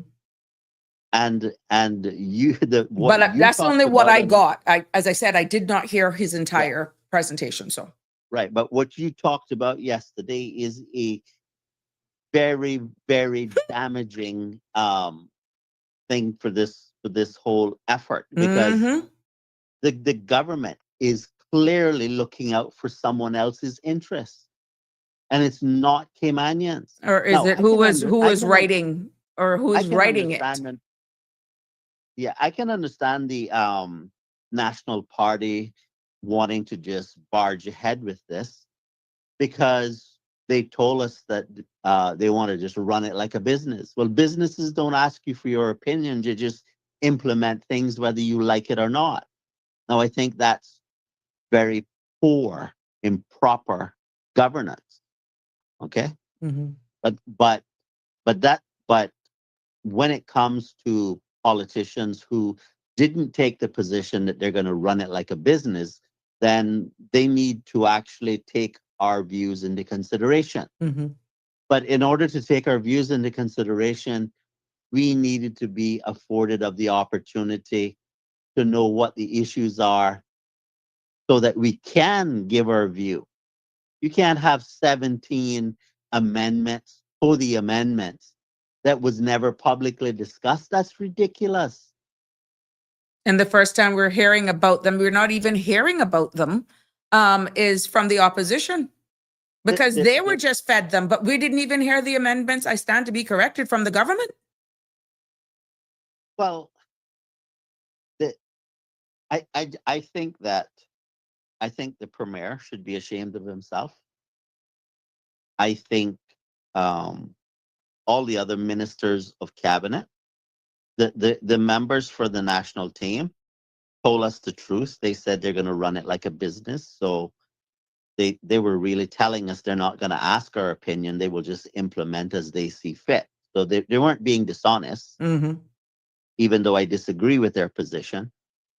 But the balance of the ministers was trying to give us the impression that they're looking out for the interests of the Cayman Islands. And what I've learned about this amendment bill makes me feel very sad. The Cayman Islands, the Caymanian people need to speak up. If there's ever a time, I'm not sure you're understanding how serious this is. Oh, I do. Okay. I'm not. Yeah. I know. I'm just, yes. Talking to the public. This is very, very serious. This is going to have irrevocable consequences to the rest of our lives. Now, if you don't care about the Cayman Islands, you can just pick up and leave. I'll be watching. Whoever picks up and leaves and just go, I'm going to find a way to shut the gate so you can't come back. Because that kind of attitude is utterly disrespectful to the public of the Cayman Islands. And it is very damaging to our people. We need to do better than this. The government should be ashamed of himself. I want the governor to stay out of this. This is a political issue.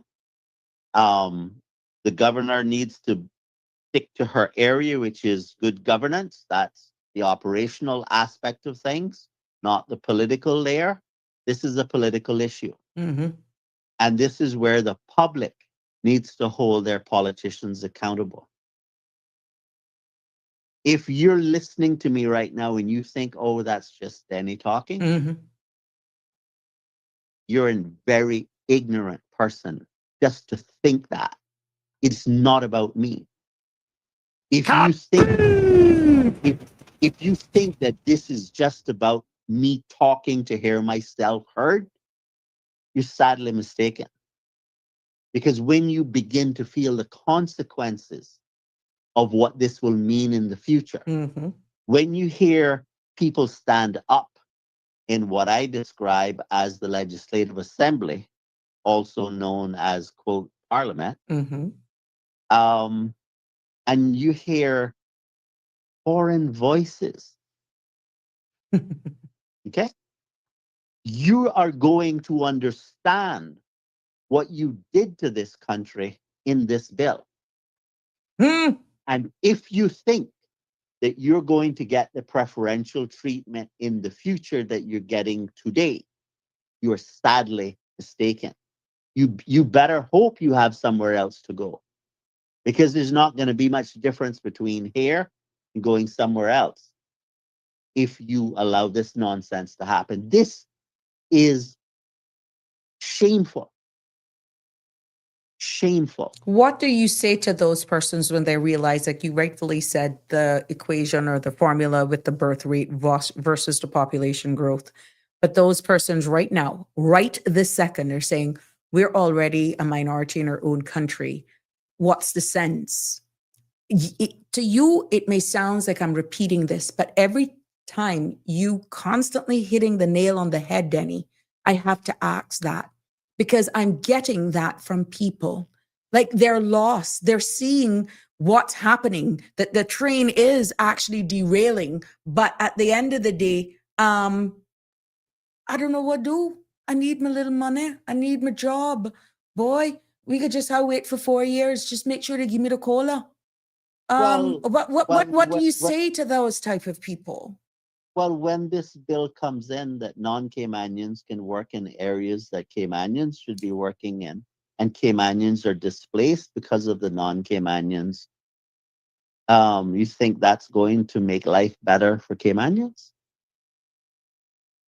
I mean, this is not rocket science. We This don't is even know how basic. that's going to be, whether or not there's going to be a quota, whether or not there's going to be a percentage, whether or not, if you're working in certain government departments, that you will not be allowed to get second jobs, or if it is a case where you're only limited to certain jobs. How it's being recommended, Denny, it's actually wide open right now. It's Right, wide open. because what they're doing is they have come to us and they have given us part of the proposal for what they want to do, Yeah, because they're withholding the regulation. So we don't see the whole picture, correct. right? And despite the fact that they have not shown us the whole picture, Mhm. they're saying, tell us what you think. And then when we say, well, don't you think we should understand your entire proposal before we give you our opinion? Mhm. And they're like, no. You that's enough. You don't need to know any more than that. Do you understand how disrespectful that is? Mhm. They think that we are fools. Okay? And if you sit there and you side with them and you allow that to happen, you're in the same category. Yeah, see the 25. See the 25 there I posted on the screen, that amends Section 55, the Principal Act, to make it clear that persons employed as civil servants may carry on gainful occupation in the islands, including gainful occupation in respect of any restricted area of employment, Denny. That any restricted area of employment, Danny, is actually like putting something in there because they know what's coming in the next phase. That's right. And when I heard you explaining this to the public, all I could think to myself is, oh my God. Mm-hmm. This is not good for Caymanians. And if we have Caymanians who are unwilling to stand up for Cayman right now, when would be a better time to do so than now? I'd like to hear an answer to that. When would be a better time to stand up? Because right now, Cayman needs your help. The reason we live in a society in the way we do is because it is not possible for any one or two people to just do it all themselves. So we need a larger group. That's called a civil society, which means that in part you have to look out, in looking out for your own interests, you have to also look out for the interests of others. And if you refuse to look out for the interests of others, it will not be long before you find yourself alone. And it's not going to be nice. Now, I know that some people can't bring themselves to not be selfish, but we're sacrificing the entire concept of what the previous generations fought hard to give us. And we've inherited it.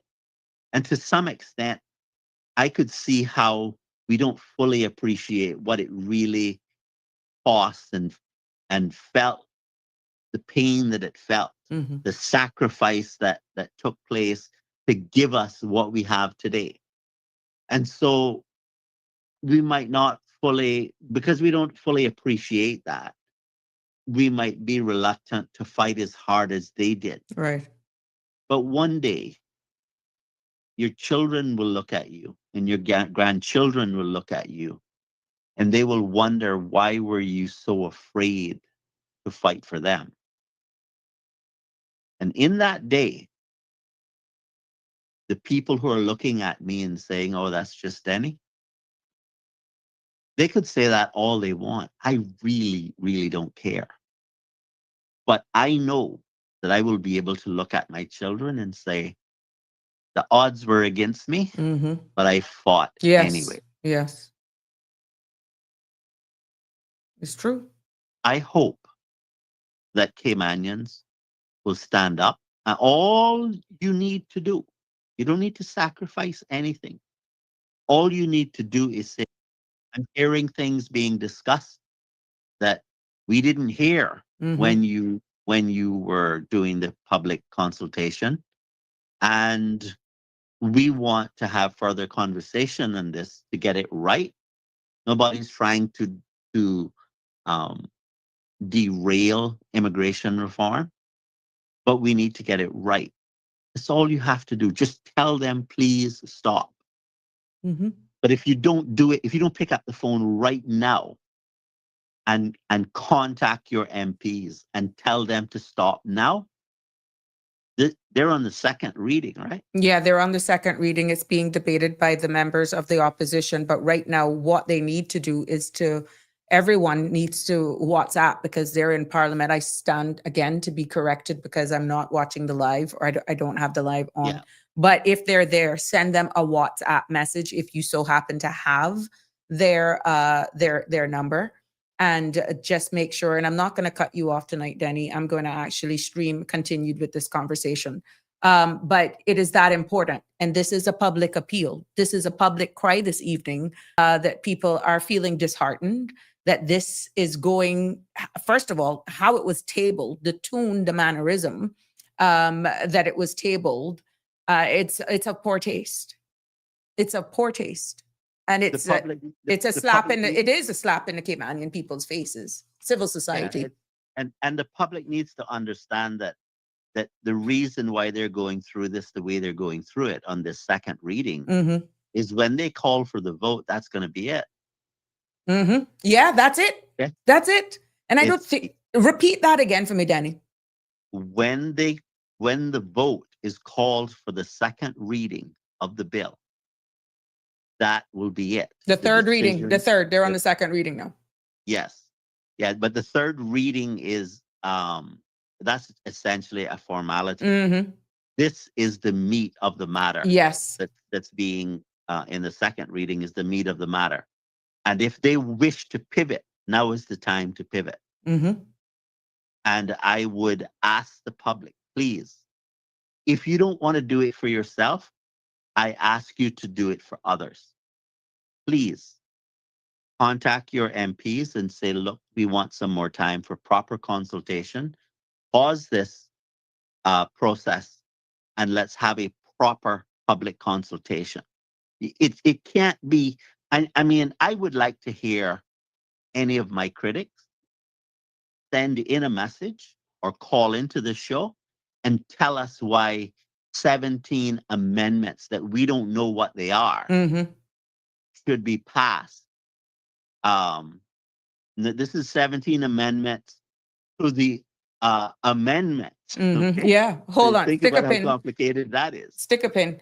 I just want to tell all of my persons who are streaming from the CMRTV.com channels and Facebook and YouTube that you're going to go over to the Sabrina Speaks 12 YouTube and Sabrina Turner Community Activist on Facebook, because I have to end this live on their page, but I'll be streaming. I'll continue this conversation on my actual pages. I want to thank you all for joining me. Please tune in tomorrow for another episode of Sabrina Speaks, but we will continue. Once you're on the Sabrina Turner Community Activist Facebook page, this discussion will continue. And likewise on the Sabrina Speaks 12 YouTube handle. So I'm going to end anything that's on the CMR platform. You should post the links on this before you end it. Good God, where's those? Let's see. Yeah, there. It you know, what is really frustrating is that people don't take action, but they don't tell you why they're not taking action either. Correct. They just sit there in silence, and this is a really, really serious. These changes are really, really serious. Mm-hmm. They're going to affect us forever. Don't buy into the argument that, oh, if it doesn't work, we'll change it. No, when you're dealing with rights, you don't just willy-nilly change things in that way. Correct. They don't have any intentions of coming back in 6 months and doing anything that's going to counter what's already done. They'll extend what they've done, but they're very unlikely to counter it. Right. Because then they would have to explain why they did something wrong in the first place. And that's unlikely to happen. Correct. But I think we need to get to a point in our society that speaking like this shouldn't be feared. And I think there was a post here earlier on that persons, Tanya said, I think many people have a hard time to make it on a daily basis, that the thought of speaking up on matters of government making decisions with immigration or others, it's just too much. They care. They just get just exhausted. I kind of see where that person is going. And that is what I actually alluded to earlier. Okay, but think about what that's saying. Think about that for a second. They understand the problem, but they don't want to do anything about the problem. Correct. What I hear is it because they don't know, or they're like, or they're fear? I'm getting the feeling that it's fearful, because then I would imagine that, well, they understand, but just are afraid to do. Now, if you're saying you don't understand, then you're arguing in my favor, which argues for more proper public consultation about the subject, right? But I sense that people are fearful, especially business owners. Yeah. Because your business can be destroyed if politicians decide to be vindictive. But there shouldn't be any retribution for saying I don't understand what you're doing here. Could you please let's have a proper conversation about this, Right. a public consultation process about this so that we can get it done correctly? Mm-hmm. Because if you're saying that, you're not saying, I don't want it done. It's not saying anything negative about accomplishing change. It's just saying, I don't understand. Mm-hmm. So if you're going to penalize me because I don't understand all of what is happening and what the consequences of these things will be, Right. be very weary if a politician decides that he's going to explain this to you in private. Because what he says in private doesn't mean anything when it comes to going to court and litigating any of these provisions. Right. At all. Correct. Even if he gets on the radio and says, oh, here's what these things mean. Mm-hmm. That doesn't matter at the end of the day either. That's opinion. What matters is what was actually legislated. And what I heard you explaining yesterday Mm-hmm. is deeply troubling. I mean, you can't get it no more open. And I mean, what it clearly says is that this particular section, when compared to the 2022 Act, it wasn't clear. Now they're making it explicitly clear. So there's no ambiguity. Who, as in civil servants, now being able to work in private sector, non-Caymanian civil servants, being able now to work in the private sector. In other words, take jobs that should go to Caymanians. Exactly. Because of exactly how Section 25 is worded, it says, including gainful occupation in respect of any, Denny, the key here is any restricted area of employment. Right. Any means all, without exception. Yes. What it also means is that when you put these types of provisions into a law, then you're going to have the politicians that are legally bound by law to defend the non-Caymanians taking Caymanians' jobs. But then you're speaking from both sides of your mouth. I agree, but the point I'm making is that the way Caymanians are going to look at it is that, well, the politicians should be looking out for us. But once you put this provision in law, they're not. Now you are legally obligated to uphold to defend the right of a non-Caymanian to take the job of a Caymanian. Yep. But the thing is, how many Caymanian civil servants tried to get a second job or maybe even start a business and the doors were closed in their face? For the amount of times I'm hearing in these recommendations of these objects and reasons for these recommendations, making sure that these foreign nationals who grace our shores, guest workers, whatever you want to label them as, has adequate income to support themselves and their dependents. Listen to what I'm saying. That is the justification. Now let's flip it on the other side.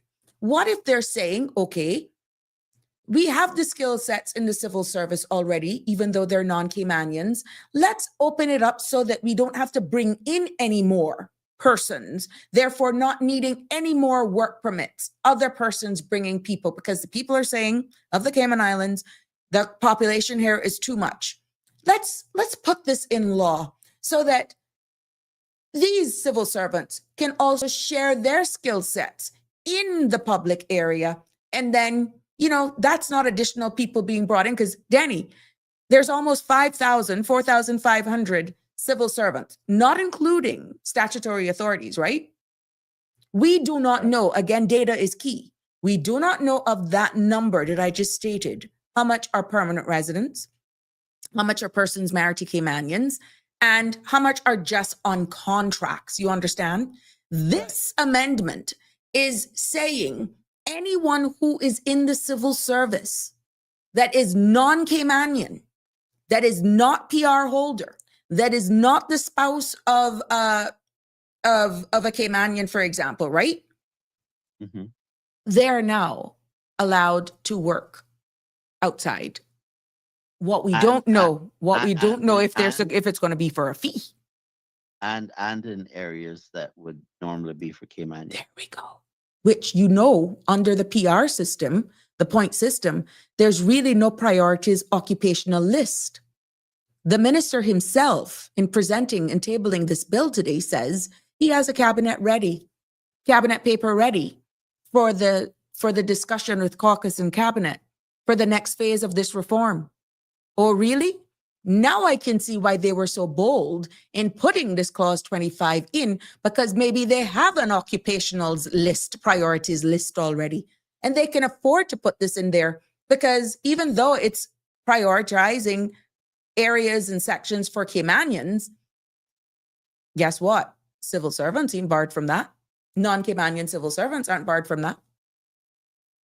Well, yeah, because they have it in law Already. And they claim that they were going to change. I think it's was it 26 or 46? I can't remember, of the public service management law, where it talks about the way they interpret it is that when they're looking to fill a position, the question is, does a Caymanian have as much qualifications as a non-Caymanian, and therefore should be given the opportunity? That wording, that isn't right. They were supposed to be correcting that, but what they've done with this provision is makes it worse. And if I see where the real Michelle is saying the list is probably hidden in the regulations. Real Michelle, that is why we're advocating to know about it. We heard absolutely nothing, and I stand to be corrected, about the regulations. Well, I mean, to me, I look at this as treasonous act. Kerry calls it genocide. Well, it is economic genocide, is what it is. That's correct. Because the consequences will be that Caymanians will continue to struggle. They've changed the form of the bill, but Caymanians won't really benefit any more than we have been. And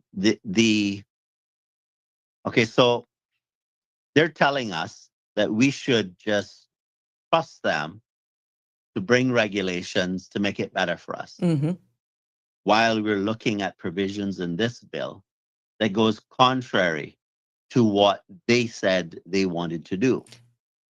It's only contrary to us because we don't have sight of what's to come, unfortunately. No. What you talked about yesterday, I think it's 26, right?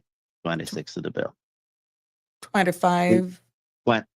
25 is the one about the any occupations. 26 is about the mandatory for prospective employers to also pay to be on work. And they're mandating now No, I'm talking about the non-Caymanians. Okay, that's 25, clause 25. Yeah. All right. That message there is not what they were conveying to us when they were talking about immigration reform. No, never.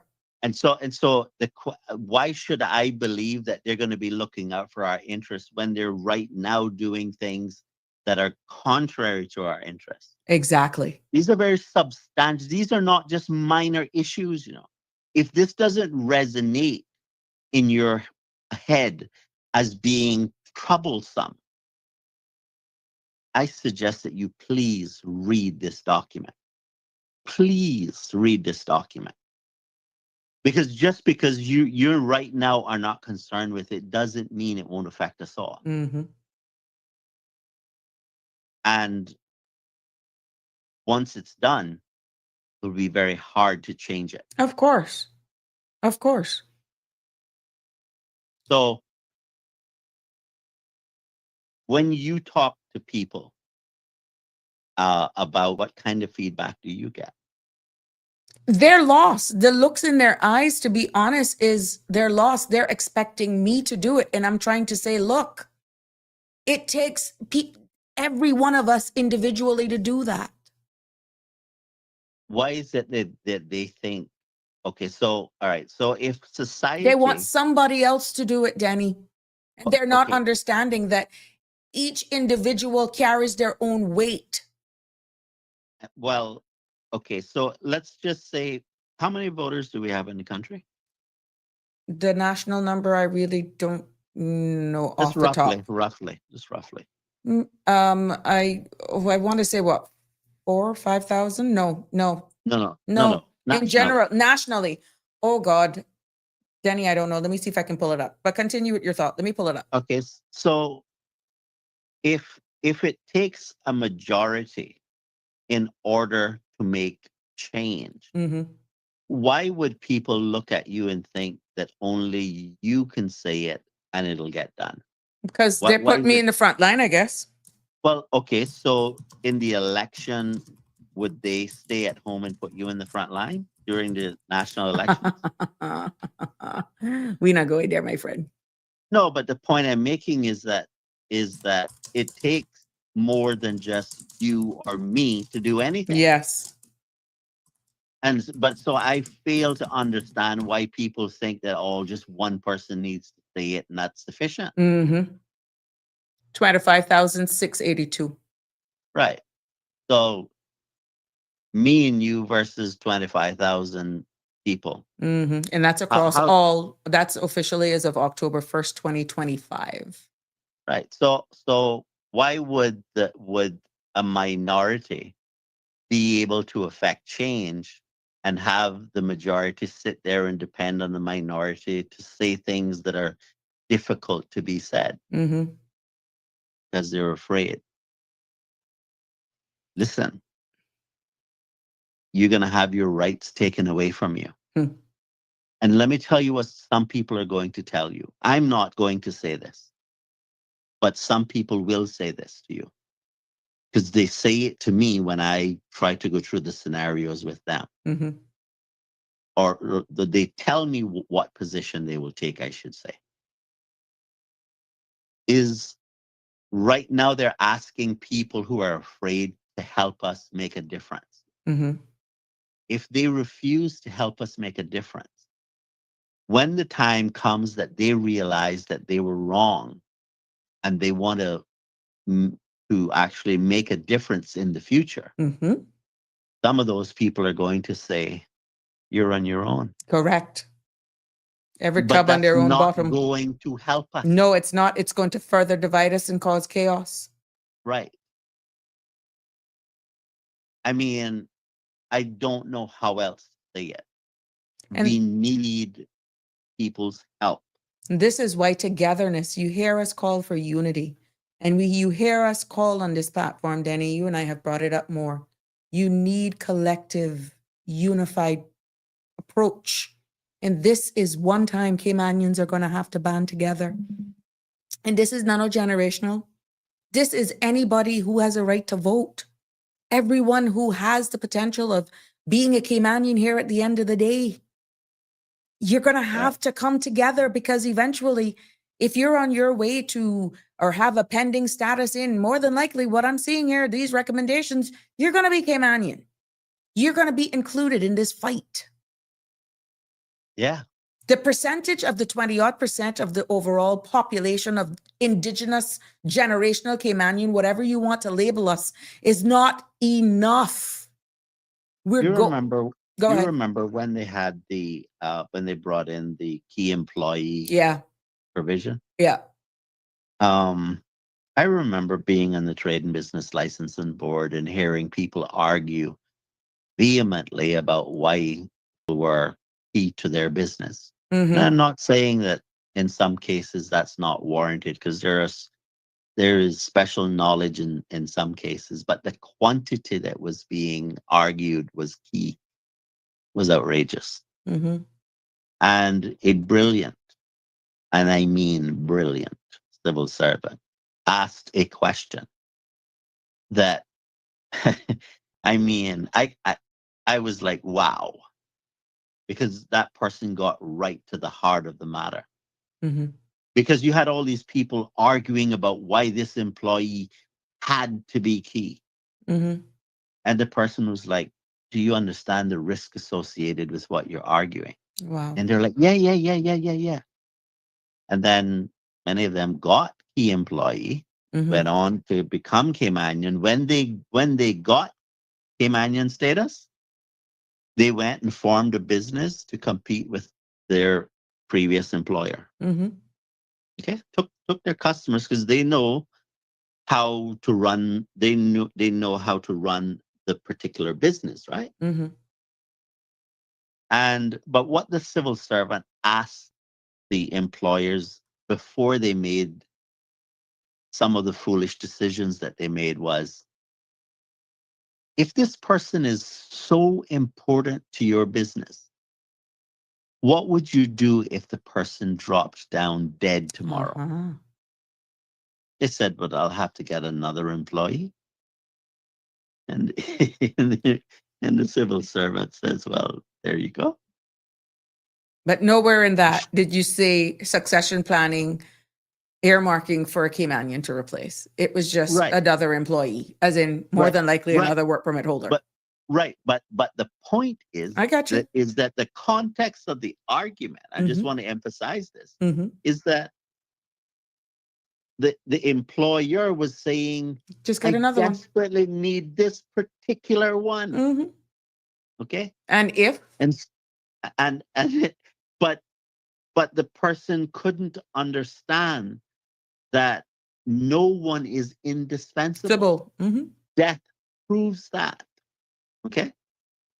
And that doesn't mean that there are not some people who are just extremely valuable for a number of reasons, right? But that's not the majority of people. You know how many businesses then turned around once their former employee went on to start a business and compete with them, wanted immigration to do something about the key employee who is now Caymanian? Do you understand how naive that is? I got it. Jesus, please, let's stop doing foolishness. I think they're looking for the way, and let's see exactly the outcome of this, which is sad. And I'm hoping that people take the public appeal or the call that you've made for them to message their MPs. It doesn't matter whether or not they're a part of the government or the opposition, but let them know exactly how you feel with everything that we have covered here, with what was said today, even by those who are tabling, by the opposition. There is, but the biggest revelation is the fact that there are persons right now in the government side that is wishing that this was not being tabled today as well. That signals even more trouble in the camp than is letting on to be. Well, I suggest that those ministers speak frankly with their supporters. I understand the collective responsibility aspect of ministers, but I also understand that Section 19 of the Constitution requires the government to act procedurally fair. And procedurally, this isn't fair. No. You shouldn't be considering amendments, major amendments to almost half of the bill. And the public was not even consulted on it. Blind. That's not procedurally fair. In other words, I wish there could be a lawsuit brought against the government for breach of Section 19(1).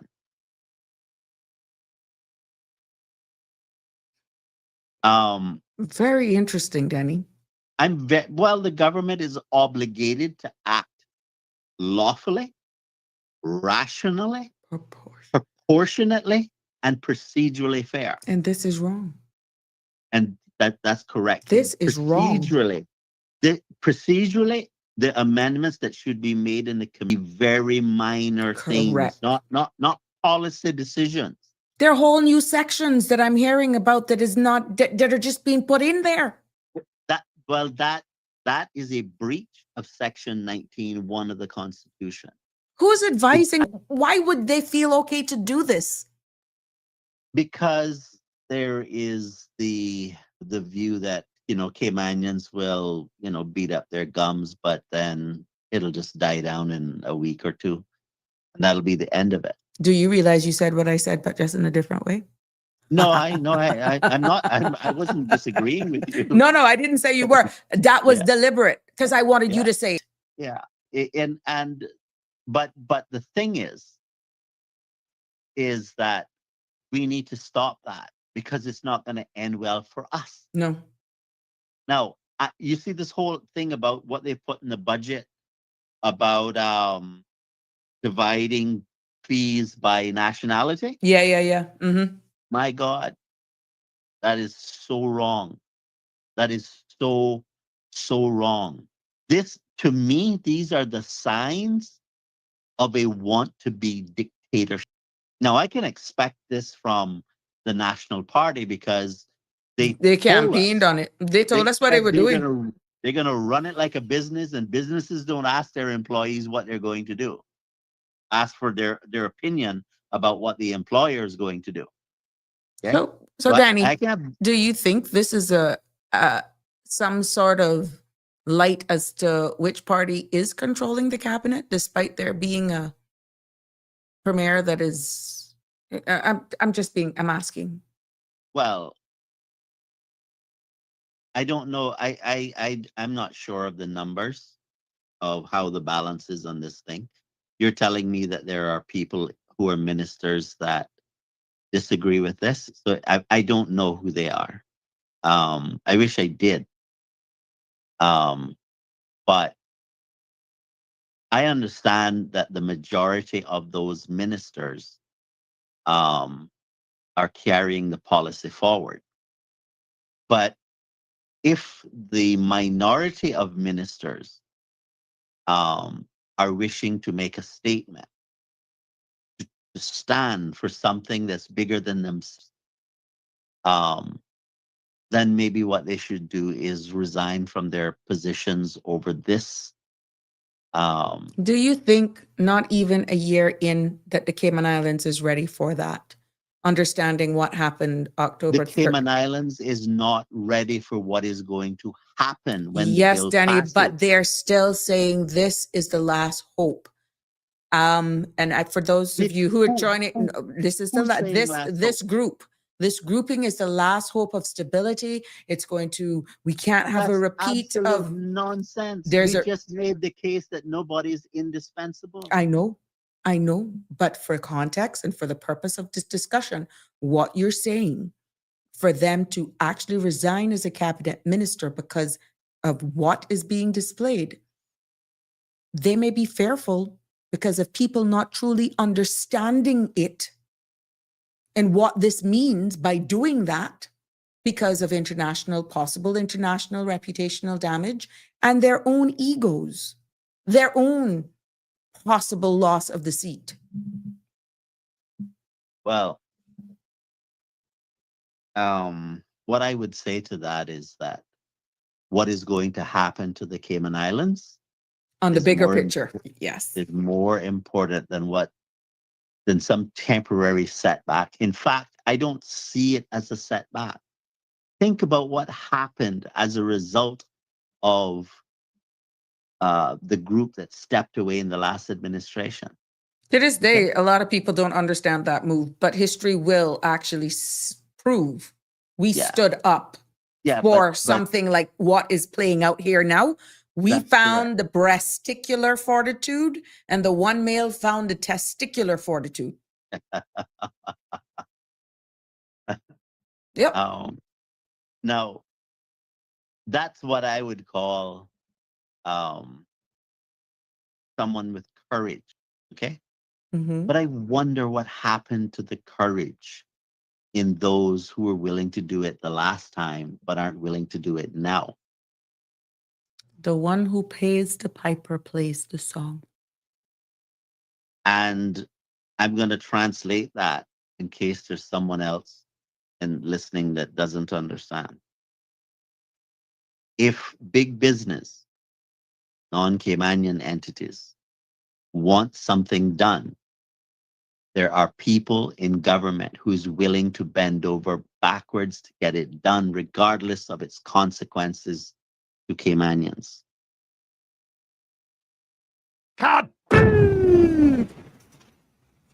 Now, More I than beg you, warranted.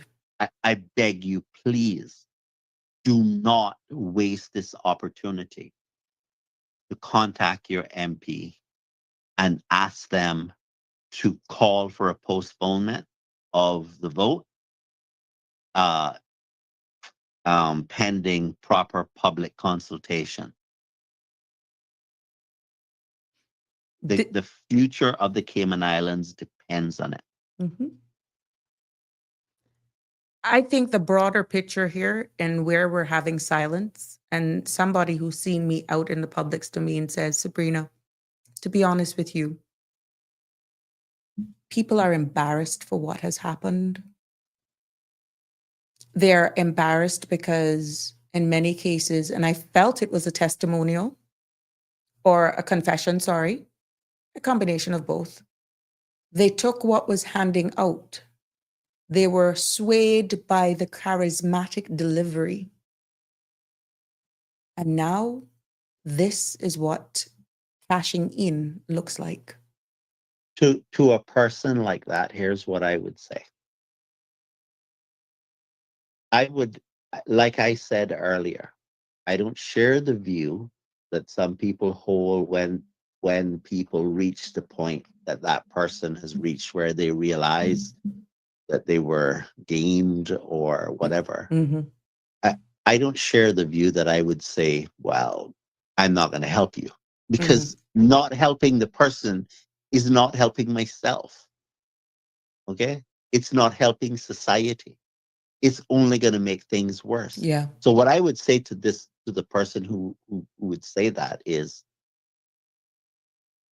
I appreciate that you're willing to recognize that, Mm-hmm. and we ask for your assistance Mm-hmm.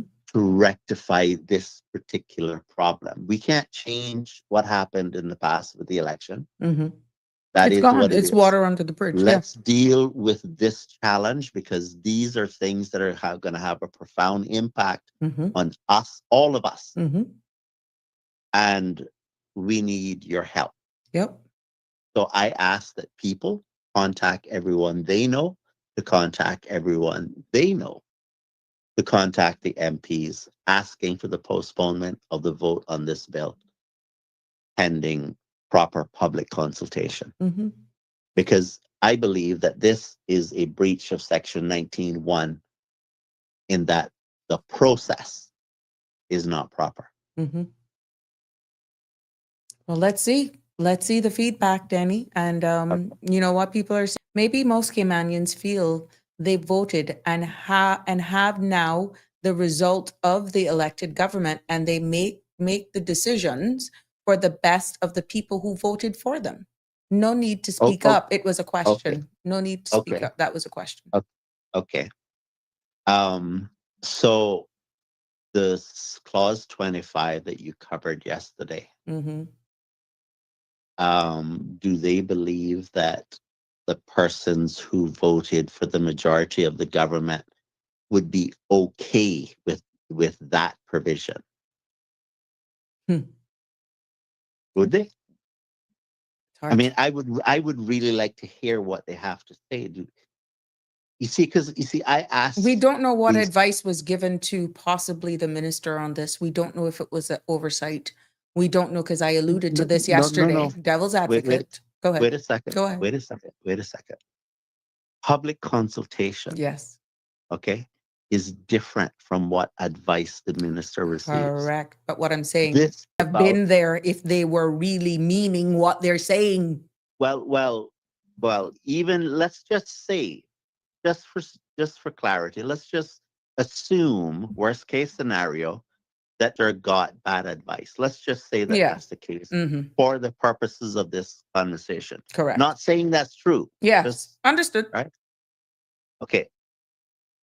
That is different from the process of public consultation. Okay, so public consultation means that after they have received advice from the professionals and they've put together something and sent it out to the public. It is the public commenting On it. on it. Hold on, let me merge That- this call. Just hold, stick a pin so I don't miss you.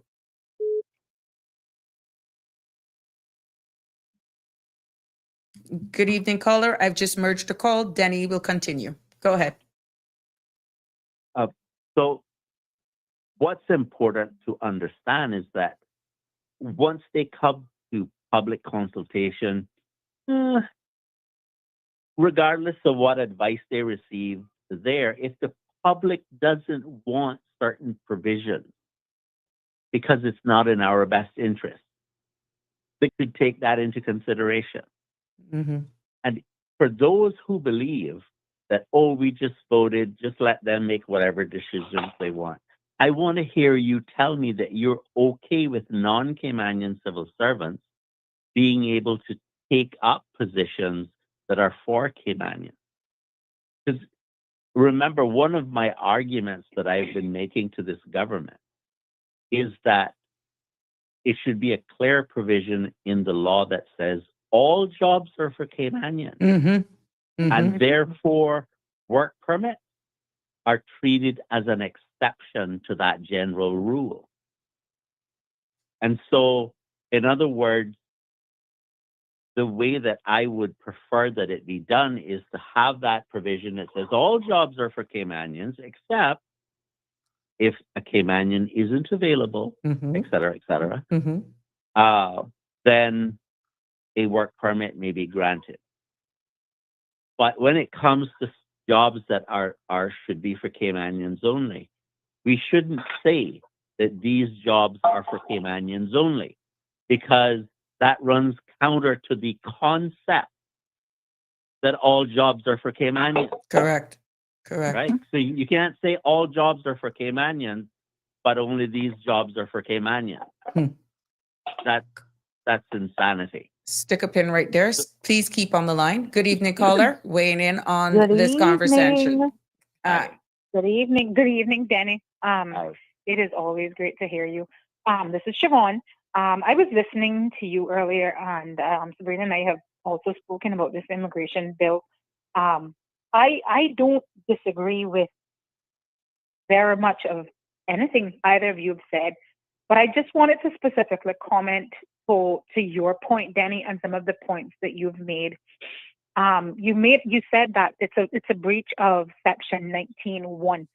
A lot of us, let me not say us, a lot of Caymanians, voting Caymanians, people who aren't even registered to vote, they don't see this bill as being an impact to them.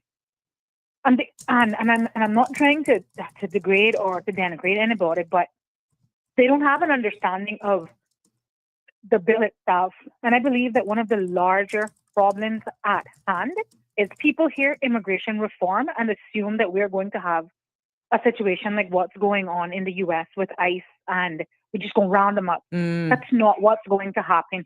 That's not what's going to happen. And I don't think that the public at large is really, truly, like, we can do a poll to see how many people have actually read and understood what these changes mean. I don't think that you're going to find that the numbers are very high. You may find people who have read it, but may not understand it. But I agree with that. And I will go a step farther and say, I personally feel that was the objective. I agree with that too. Some people are saying that's why they did it during this season, so everybody's correct. taken up for the holidays and all of that sort of stuff. Where people's heads are in a different space. Now, I want to publicly state that I want immigration reform too, but I want it to be done sensibly. I want it to be done with full participation with the public who want to participate. That's the works, right? Right. And I accept that there are people who don't give two hoots about anything with the government. They're not registered to vote. They just don't care. They live, they breathe, they exist, and they don't see how something like this could cause greater issues down the road. That's one sector of of Caymanians. There's another side who say, well, and I think I highlighted this to Sabrina either last week or earlier this week that, well, they're not going to take my things into consideration anyway. There's no way to even know if they've received what I submitted. How do I even know? Am I going to get an acknowledgement? How do I know if my suggestions have even been considered, or are they going to say, that came from Siobhan? Well, her. How do we know? How do we know? Can I respond to that question? Absolutely. If it's done publicly, they received your. But again, this goes back to the same conversation that I had with Sabrina, where I said that you ought to be able to show where we received. There should be an audit on these things. We received 50 submissions. We received. I don't care, but the public needs to know. It should be public. The public needs to know. The public needs to know that. And I know that they're going to say it's anonymous, as it should be, but the public needs to know that somebody submitted that blue cars don't drive on Tuesday. It doesn't, for me, it's not the substance, it's the process. It's the process. And we need to get the process right, because if we, for me, I just go back to where we are right now. And I mean, my blood was boiling as I was coming down with my daughter from school, who is about to enter sixth form, who said to me, oh, and by the way, you need to apply for my acknowledgement as a Caymanian. Look at the mess that one single piece of legislation has caused and costing. Right? And this is why it is so imperative that we get it right. Measure twice, cut once.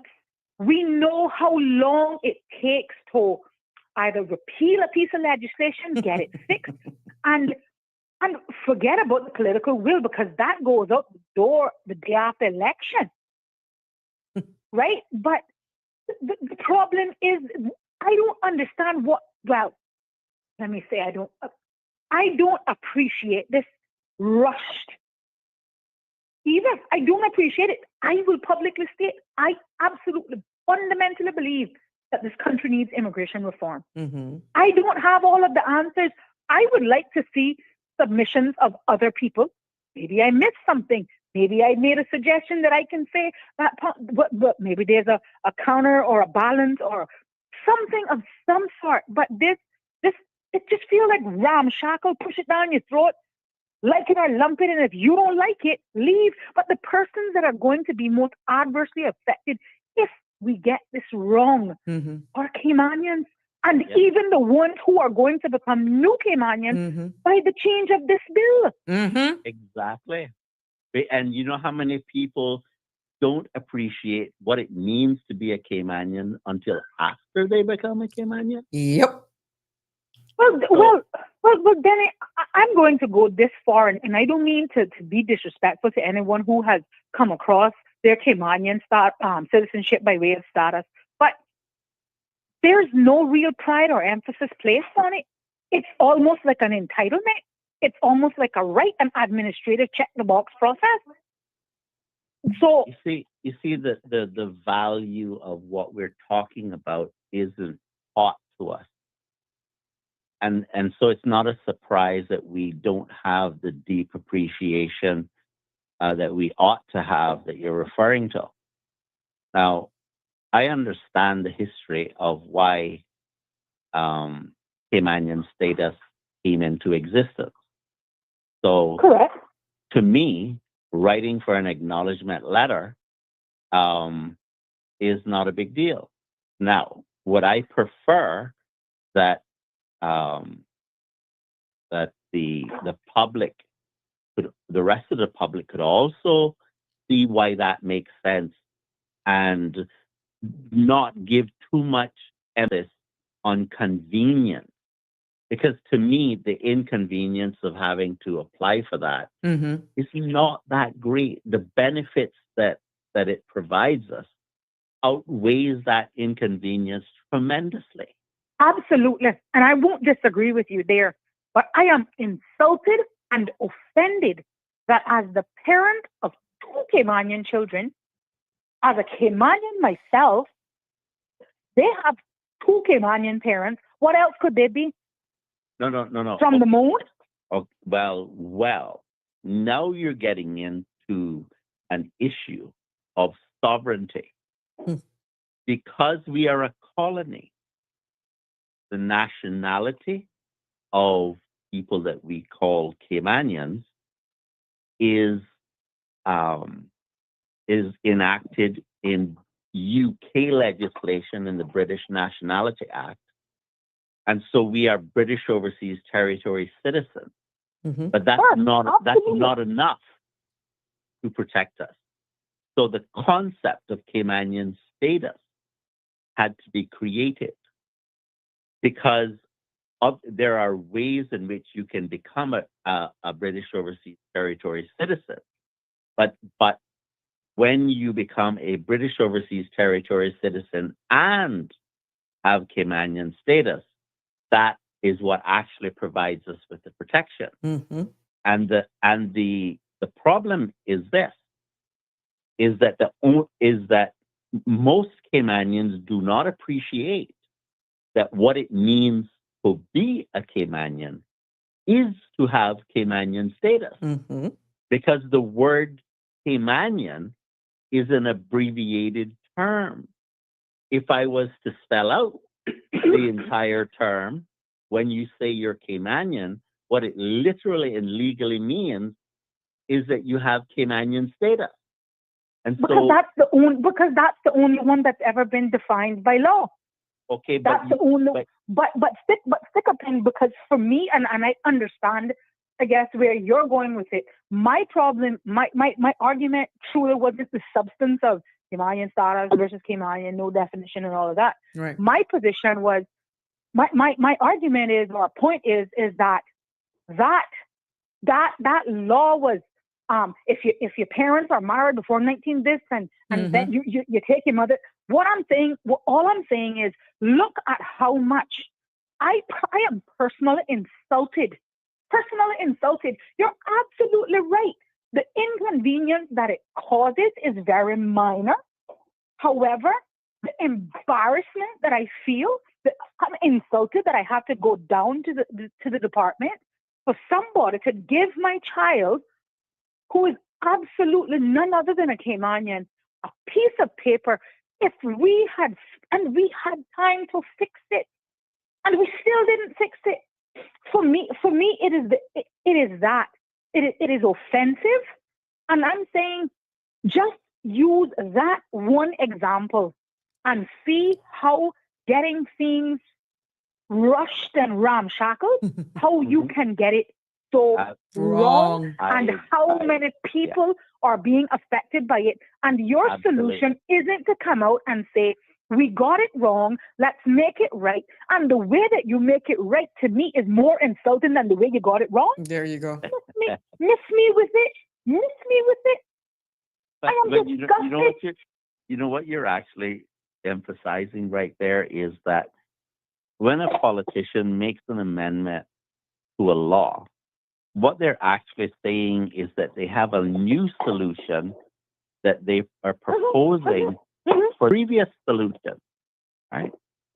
Because their previous solution was also either a new enactment or an amendment. Was wrong. And the problem was wrong. Yeah, that call a spade. It was wrong. We got it wrong. There's no acknowledgement. There's no accountability. There's nobody who gets up and says, "Listen, that law was created when Methuselah donkey walked the earth, but fundamentally, principally, it is wrong. The impact that it's having is so adverse that we need to take the bull by the horn and address it."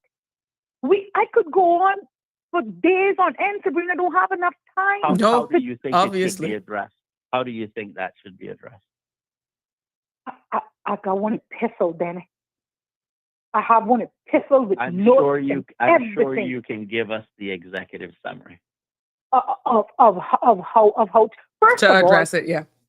First of all, for me, Caymanian being able to be identified as a Cayman. First of all, scrap the piece of law. Make it such that Caymanians are identified as at the time of their birth. Now, how do you go back and fix all of the Caymanians who are currently affected by it? Well, there really is no fix. That acknowledgement is really the only fix for people like myself. And I dare tell you what, anybody tell you that they issued one to Siobhan Hyde, you can tell them I said, they're a liar. Okay, so what you're saying is if the person was born in Cayman, they would be Caymanian? No, absolutely no. What I'm saying is, if I can, myself and my husband are Caymanian.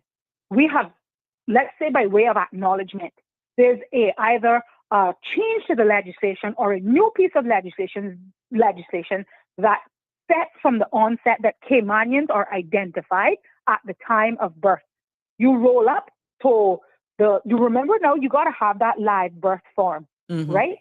Right. When you go down to the registrar to register your child, you should be able to make all of that declaration there. You should be able to make all of that information there. You roll up there with your, well, in my case, it would have to be an acknowledgement letter because that was the remedy available to me in place of the foolishness that they did. There's no way to really correct that. So we got to use that acknowledgement letter as a remedy. But my child shouldn't have to now go get an acknowledgement letter when she turned 18. She should be identified as a Caymanian by way of the correction that they made with you in giving me an acknowledgement letter that identifies me and my husband. Remember, in order to be Caymanian, you only need one Caymanian parent. You only need one Caymanian and parent. Especially if it's the mother, that's a no-brainer. We know. Correct. And what I'm saying is, if I've identified, for God's sake, I can tell you what my grandma said. You always know who their mama is, but their papa is subject to change. Aye. You understand? And so what I'm saying, if I am the Caymanian mother, I don't even need to carry unless I want him on the birth certificate.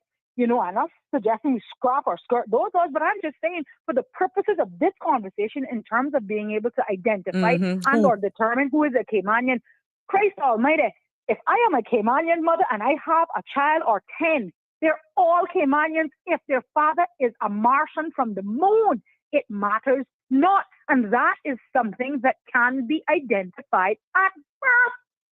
Especially if you've done what you had to do. Especially if you've done what you've had to do. Yeah. When you roll up to they're focusing on this. They're missing the forest for the trees. They're so focused on this digital ID and ramming that down our throats, and they can't even fix the mess that we currently have that people can definitively say and know with confidence, I'm a Caymanian and it's recorded somewhere other than me having to go down to immigration and wait for somebody and dear God, they're all singing from a different handbook.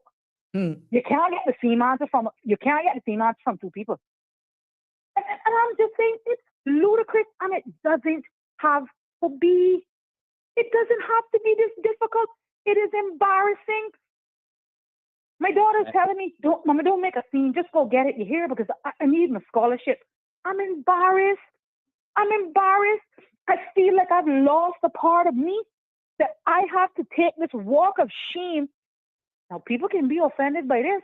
I got to go down to the immigration, take a walk of shame. When I tell my expatriate friends that I got to go down to the immigration to be identified as a Caymanian, I can see that they won't laugh, but they don't know how I'm going to respond. Hold on a second, guys. Jim is saying I must give you a big kaboom.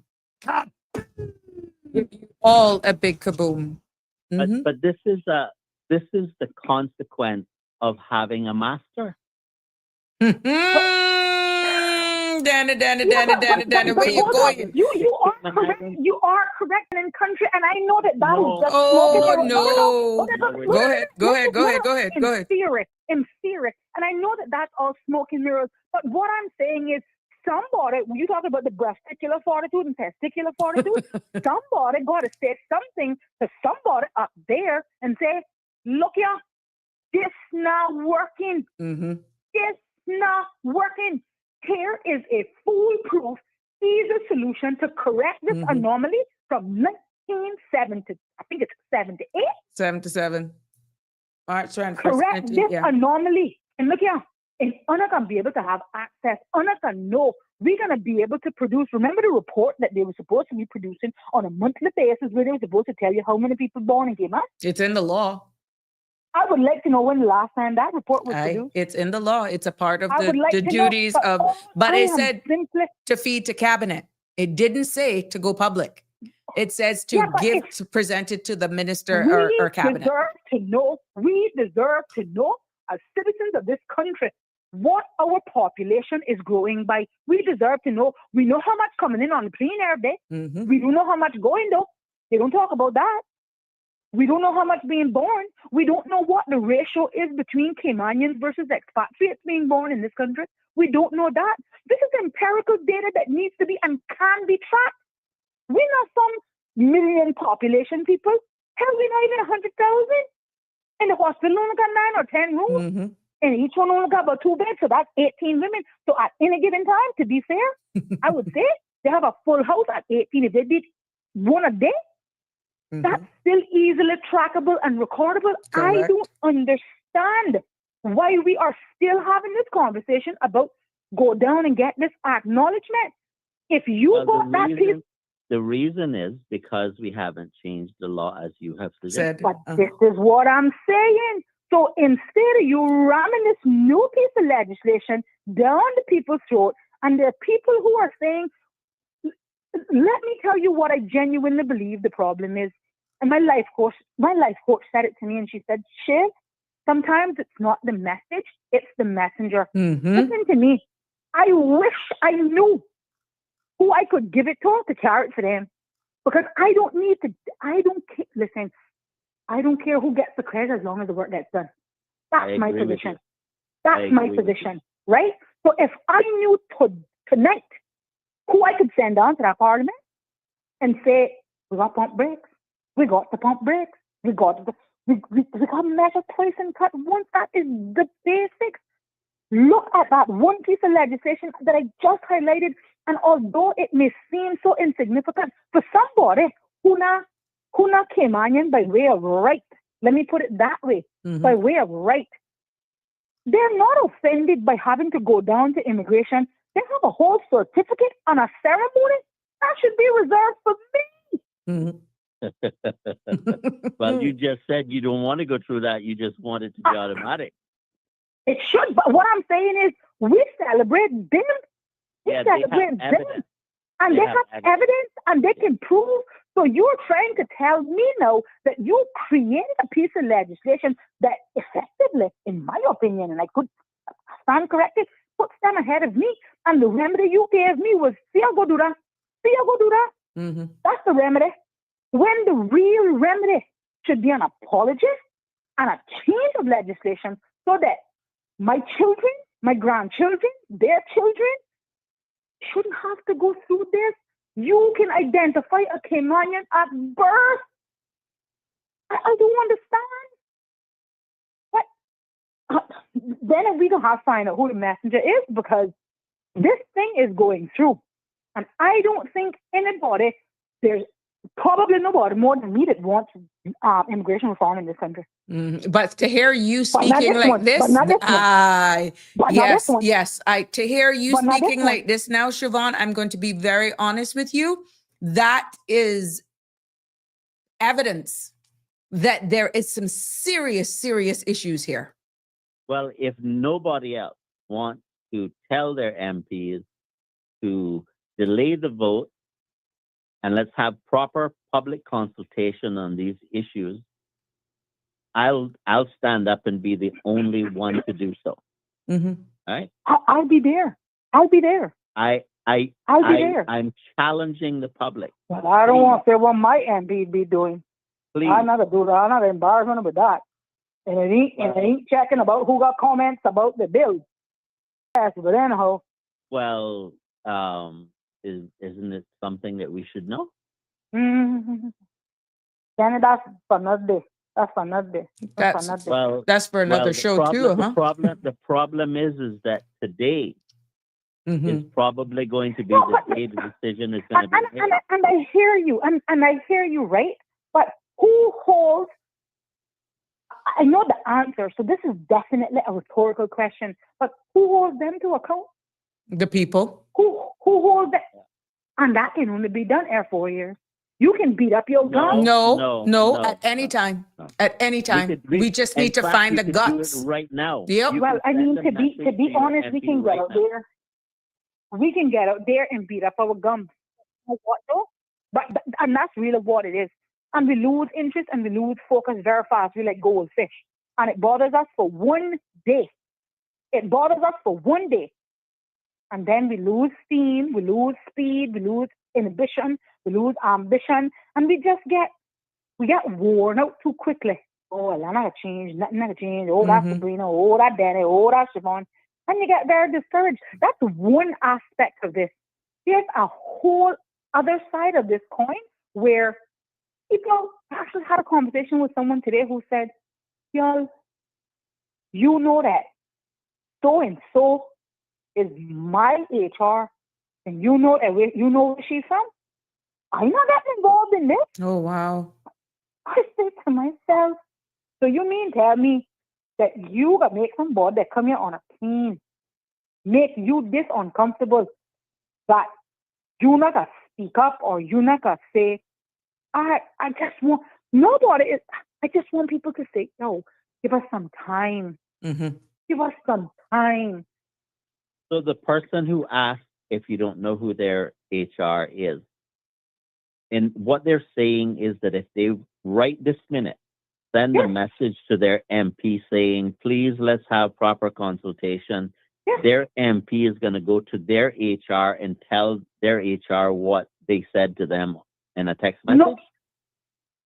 Let me tell you something. Let me spin this for you. Sabrina she operates this show. She can tell you, Sabrina, how many Caymanians have you had, if any, come to you and say, boy, I don't really want to get involved in this because you know how that go in the workplace? A lot.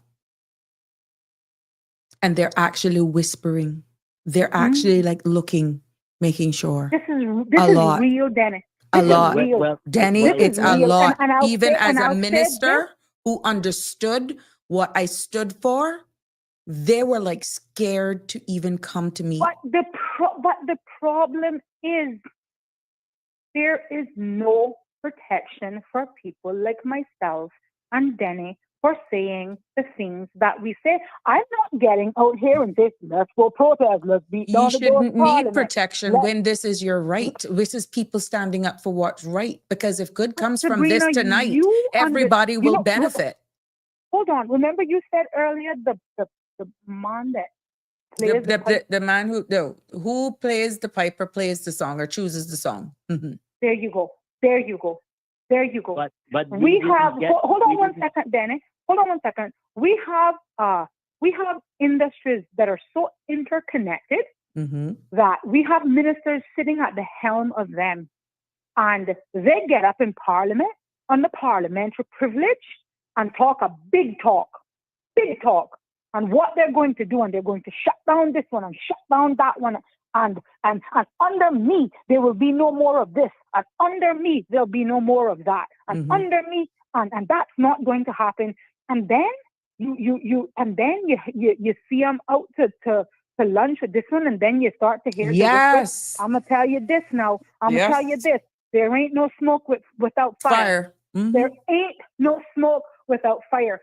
And am I suggesting that the same former candidates that got up and made grandiose promises about, let me put it in air quotes, taking back Cayman, are the same people, now MPs out there sitting down with persons who, in my humble opinion, have not and will not ever have this country's best interest at heart. They have demonstrated it through their words. They have demonstrated it through their actions.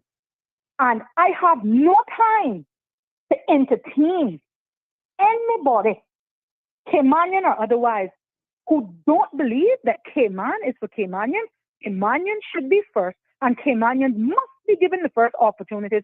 I don't care if you contributed the 100% of the Cayman Islands GDP. That was the condition that you came to And you came to this country knowing that those were the requirements. But you heard what you said? The one that pays the piper gets to play the song. And for too long, somebody else has been our DJ, and it wasn't Caymanian. It wasn't Caymanian. So this is so far-reaching. I mean, my blood is boiling. My blood is boiling because we're not talking about we're going to change the opening hours of government from 8:30 to 9 o'clock. They do that on the radio and don't tell nobody. We're not talking about that. We're talking about a fundamental change that will forever change the face of this 17 country. additional? That will forever change the face of this country, how we live, how we move, how we breathe, and how we operate. And how we operate. It feels like they're saying, we are doing it, like it or like it not. If you don't like it, you can leave. Well, that's how it feels. That's the tone. It's not how it feels. That is the tone. But then on the other hand, let's put up the fees for you to even remember now, it's not going to impact the domestic market, but you got to pay. First, go ahead. Well, my son says, first of all, you can put the fees to the heavens. You can put them to the heavens if you want. Creating a fee so outlandish and outrageous is not a deterrent. Then I got people out there walking around with PR that they can't collect their fees now, and the people not left the island. And then you got those where these fees are so nominal because of what they're going to get back, quid pro quo. It's making it's nothing. That's nothing. What they would do on a night out. I keep saying either you are going to have, I can say balls. You're going to have the balls to actually make a change to legislation that says exactly what you mean, or don't skirt around and put a foot in and divide it by nationality and divide it by amount and divide it by this and cutting it. No. If your objective is that no red cars will be on the road on Monday, put that in the legislation. Put that in the legislation. Don't segregate it out and leave room for a little bit to the left and a little bit to the right. And well, what did you really mean by that? Well, did you mean cherry red cars or maroon red cars? Or no, make it abundantly clear.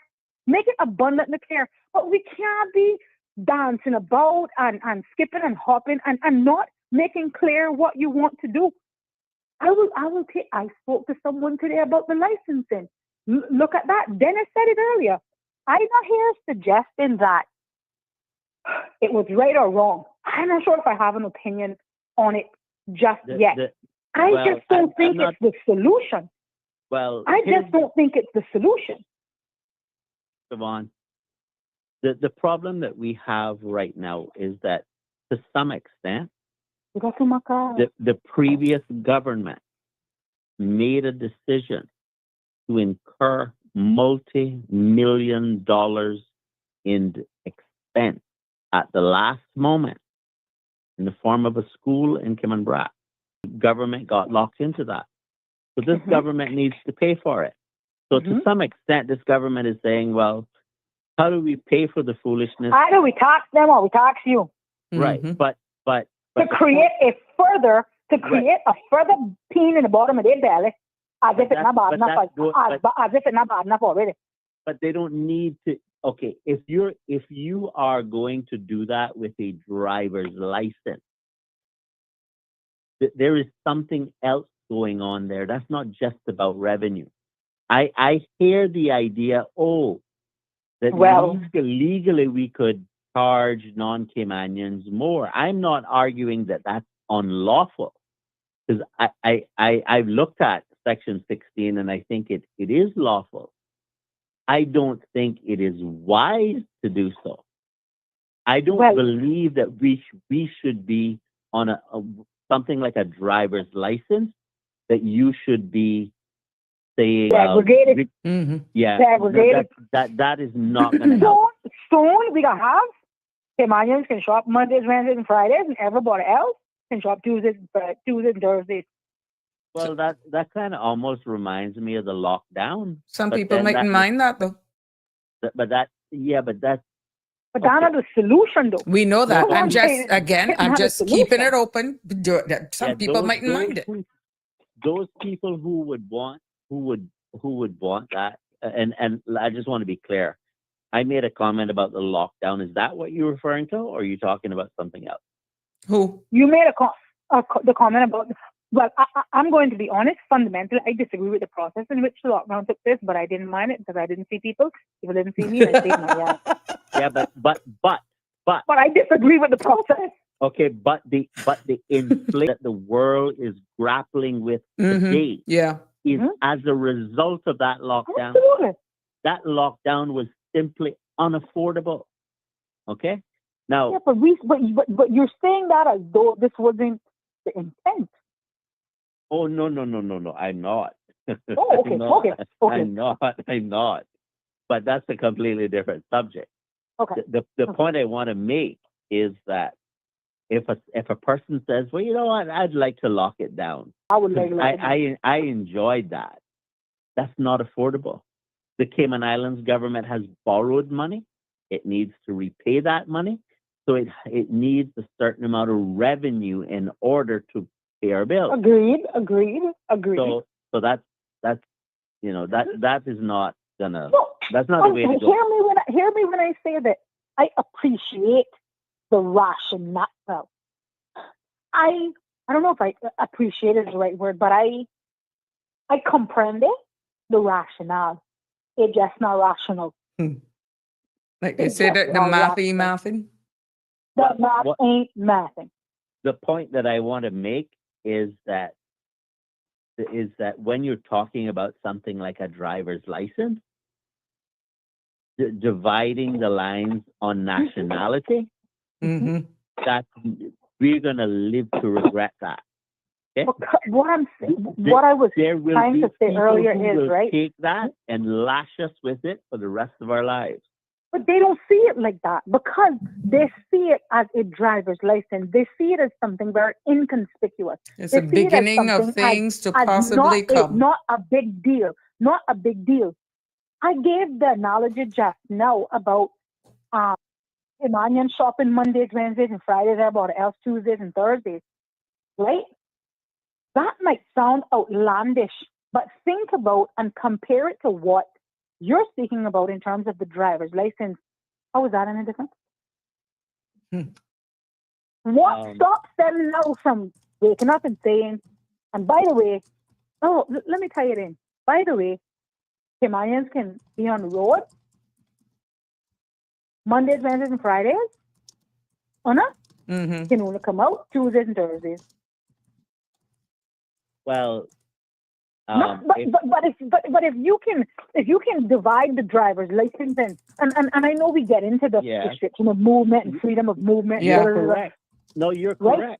You're correct. I'm hearing all of those things, but if we overlook process and due process and proper process and consultation and common sense, for God's sake, if we are willing to just give a blight to this that I think is fundamental, then there is some Caymanian down in the background, probably in my family, cheering when they hear no foreigners on the road, Mondays, Wednesdays, Fridays. Because in their mind, this is a solution to the problem. They haven't considered the long-term ramifications. They haven't considered the interruption to our socioeconomic fabric, our social fabric. They haven't considered these things, right? And I'm going to bring it really close to home. We come up with something that's stupid and ludicrous, right? Guess what? My Jamaican helper that I need to be able to go to their people work Mondays, Wednesdays, Fridays can only come to me Tuesdays and Thursdays. Can only come to me Tuesdays and Thursdays. Which of the 19 come and watch my children? Which one? Which one? Can I extend your argument a little bit? Silly. What about when all of the people that they want off of the road, out of the Honda Fit, as they put it, they want them to take public transportation? What happens when the public transportation can't get them to work on time for their business? You should, That should not be called public transport. That should be called a public debt trap. I don't care what you put in place. If it's run by government, it's going to be a mess. Well, we know that. Well, when They you can't put talk on two about shoes, right? public-private partnership, as long as it goes out on bonfire and it's fair and anyone can actually get it and there's not nepotism or cherry picking. Who said that there's not nepotism? Who said that there's not nepotism? I believe that people in public authority have an obligation to avoid the mere perception of impropriety, the perception of it. So no, I don't think it would be appropriate for Sabrina's son to be a nurse at HSA or the chief nurse reporting to her. I don't think it's appropriate. Mm-hmm. So I don't understand why that's so hard for them to grasp. But who is going to call them out? Who is going to say this is not okay?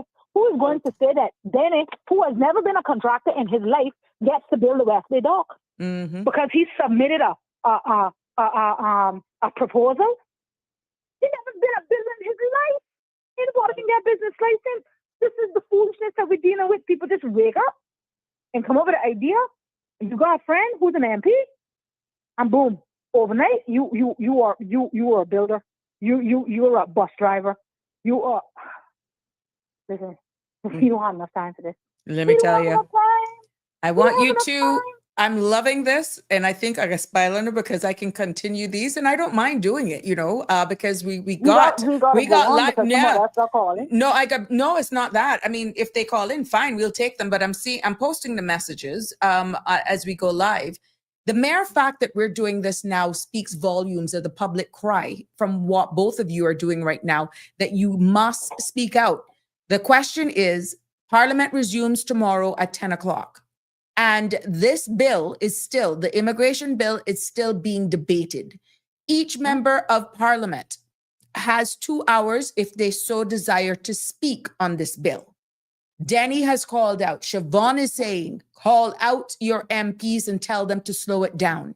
It was declared on the floor of Parliament earlier on by the leader of the opposition that even members on the government side are saying this should not have been tabled in this season right now, that there's being distraction. There's too much distraction. Is that the play? Is that the ploy? Do you think that the government knows that there are people on their side that don't want this to go through? Well, it was made known and it's in the Hansards and it's now on this podcast forever. They're going to say that they're going to say they misspoke. They misspoke. I can't take you, Siobhan.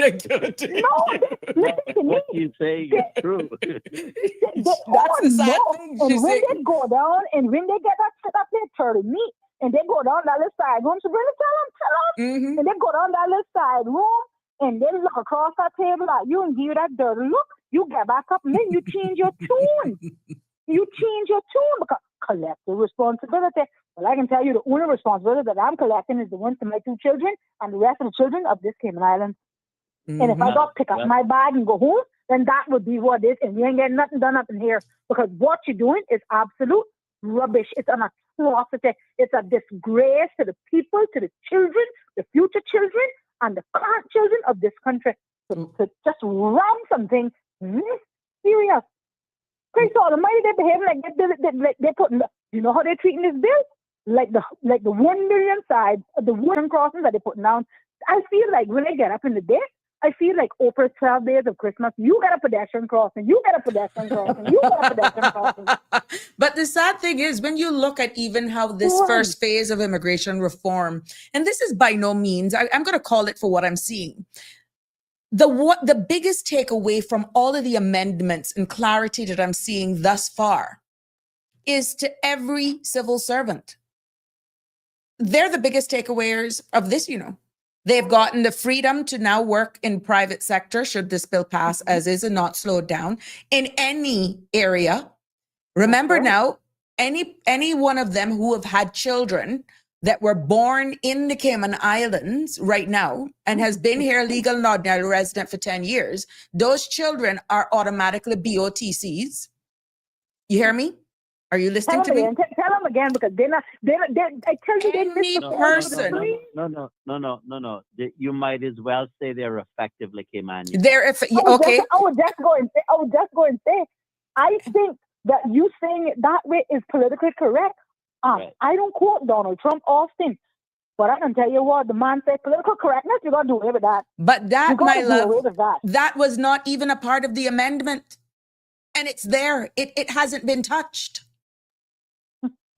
That wasn't even spoken about. And remember. Well, there's two things I want to say. One is, Siobhan, that pot of turtle meat had looked awesome.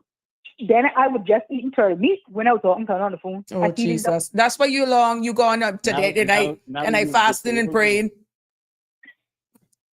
The other comment that I want to make is that those who are too afraid because of their employment situation, please find the courage to let your MP know somehow.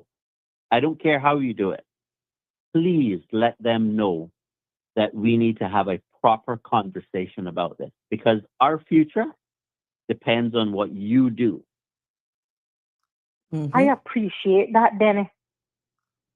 Let me ask you a question, and feel free. I know the answer, but you're not a shy guy. Did you submit? Did you make a submission? Everything I've said, I've done it publicly. Did you put it in right? No, he said he's done it publicly, which is best.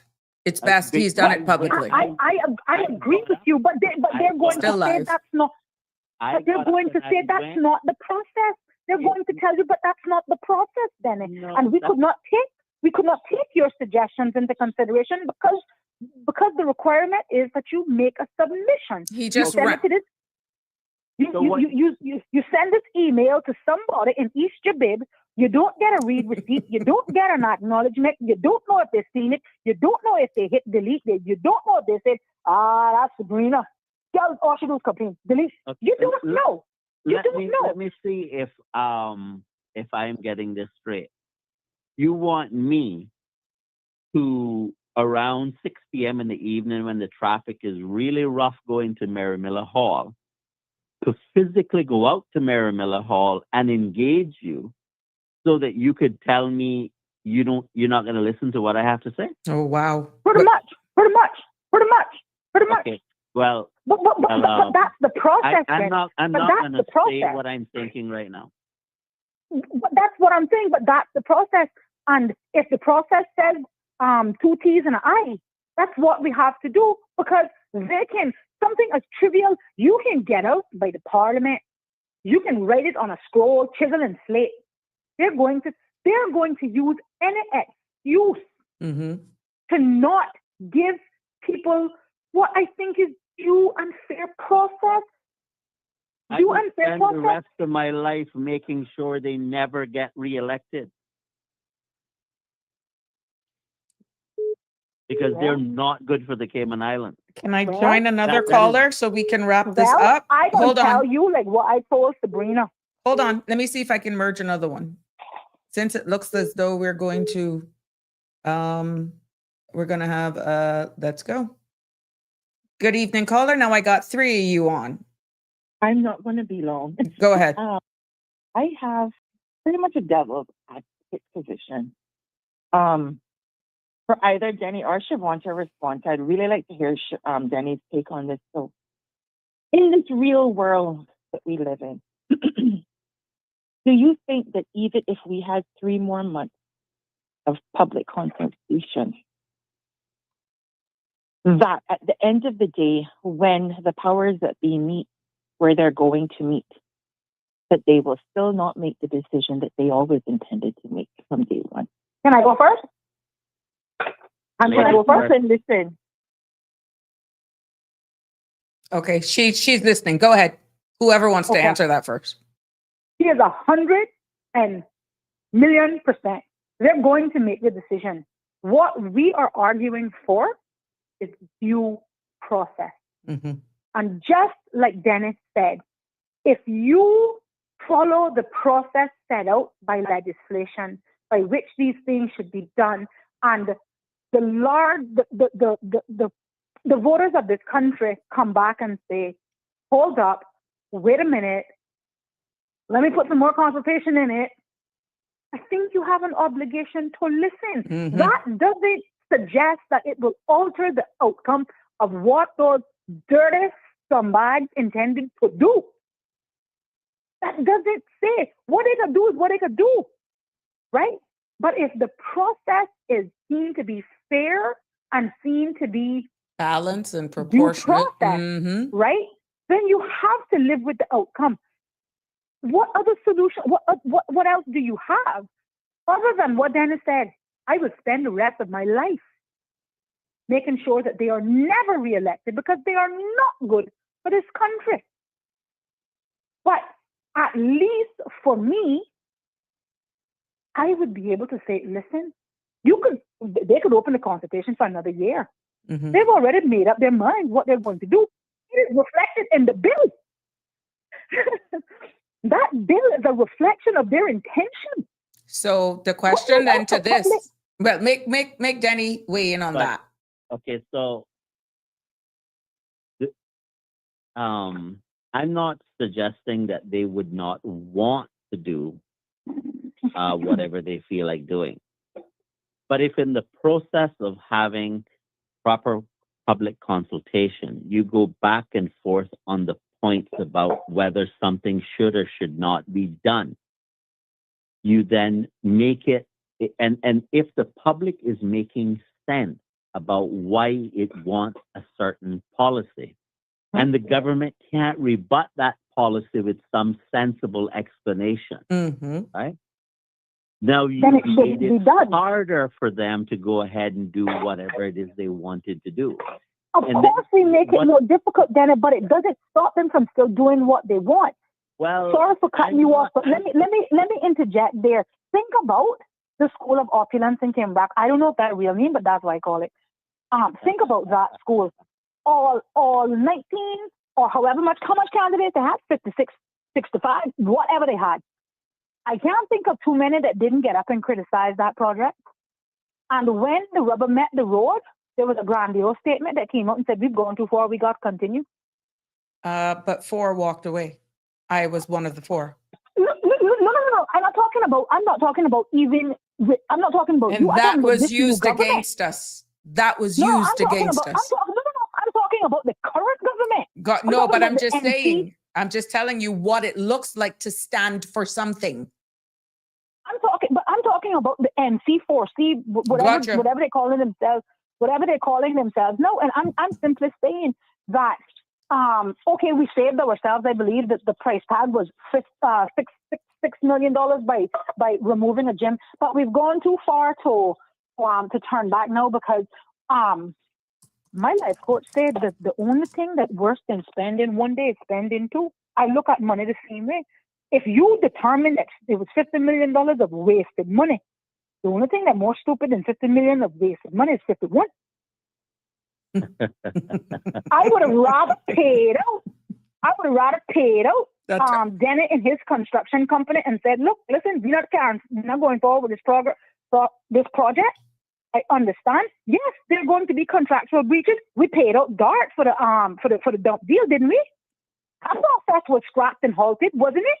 That process wasn't seen to have gone too far to be able to pump the brakes on that. And they realized that there were repercussions that would have cost the country money. So I don't say right now, I don't think that there are too many people that disagree that Cayman Brack needs a school. Correct. But I don't think that anybody would agree that it needs to be 50 million or 42 million. I don't think so. And all I'm saying is we do what we want when it's convenient. So to answer that lady's question that she said, yes, they're going to do what they want. But then it goes back. It's a spin-off. Isn't it a jagged? If that's the case, aren't we just not delaying the inevitable? It's really a quote. Well, let me finish my thought on Go ahead. I'm going to use an example. Let's say clause 25 of the bill that you explained to us about what if you were in a public consultation with the government and you asked the minister to explain to the public why he feels that that is best for the Caymanian people? Mm-hmm. What do you think he would say? You mean in terms of the school? No, Clause no. 25 says, and I quote, Clause 25 amends Section 55 of the Principal Act to make it clear that persons employed as civil servants may carry on gainful occupation in the islands, including gainful occupation in respect of any restricted area of employment. Oh, wow. So if you ask the government to tell us why that's best for Caymanians, what do you think the government would tell us?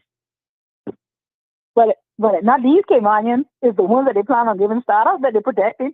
I think they would say that it was already done under special circumstances, and exactly what they're saying. Oh, we're just tidying it up so that it's clear in the law that under the old law, it only made provisions for, of course, Cayman permanent residents and other stuff, but it wasn't clear as to whether or not civil servants could get part-time jobs if they're on a contract. I think that's as how you would put it now, as simple as it would be put to explain. That would be best for Caymanians? We didn't. It'll stop there. It will stop there. It was already being done anyhow.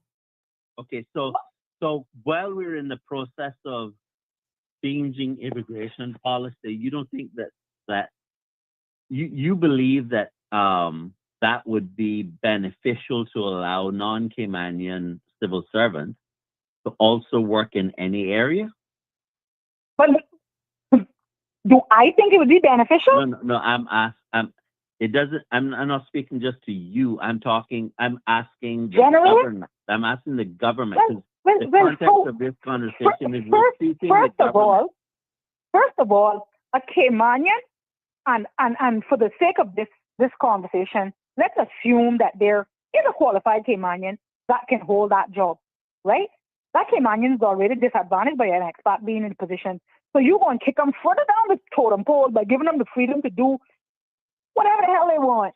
And you get a job, and you get a job, and you get a job, and 2 part-time jobs. What? And then wrap it up and say this is for the benefit and none of protection. Okay, so I'm agreeing with what you're saying, right? So guys, I'm going to ask you to wrap it up for me, please.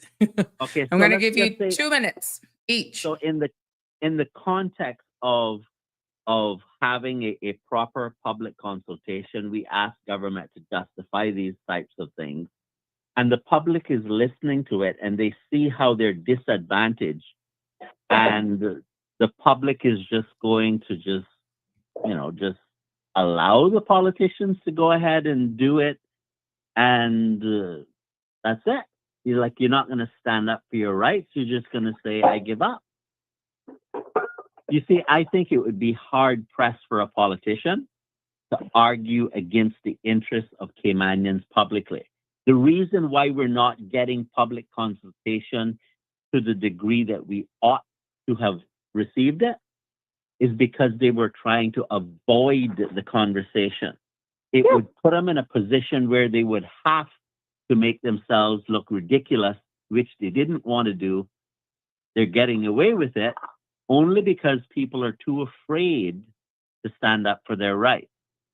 So we're back to citizens fulfilling their responsibility to hold government accountable.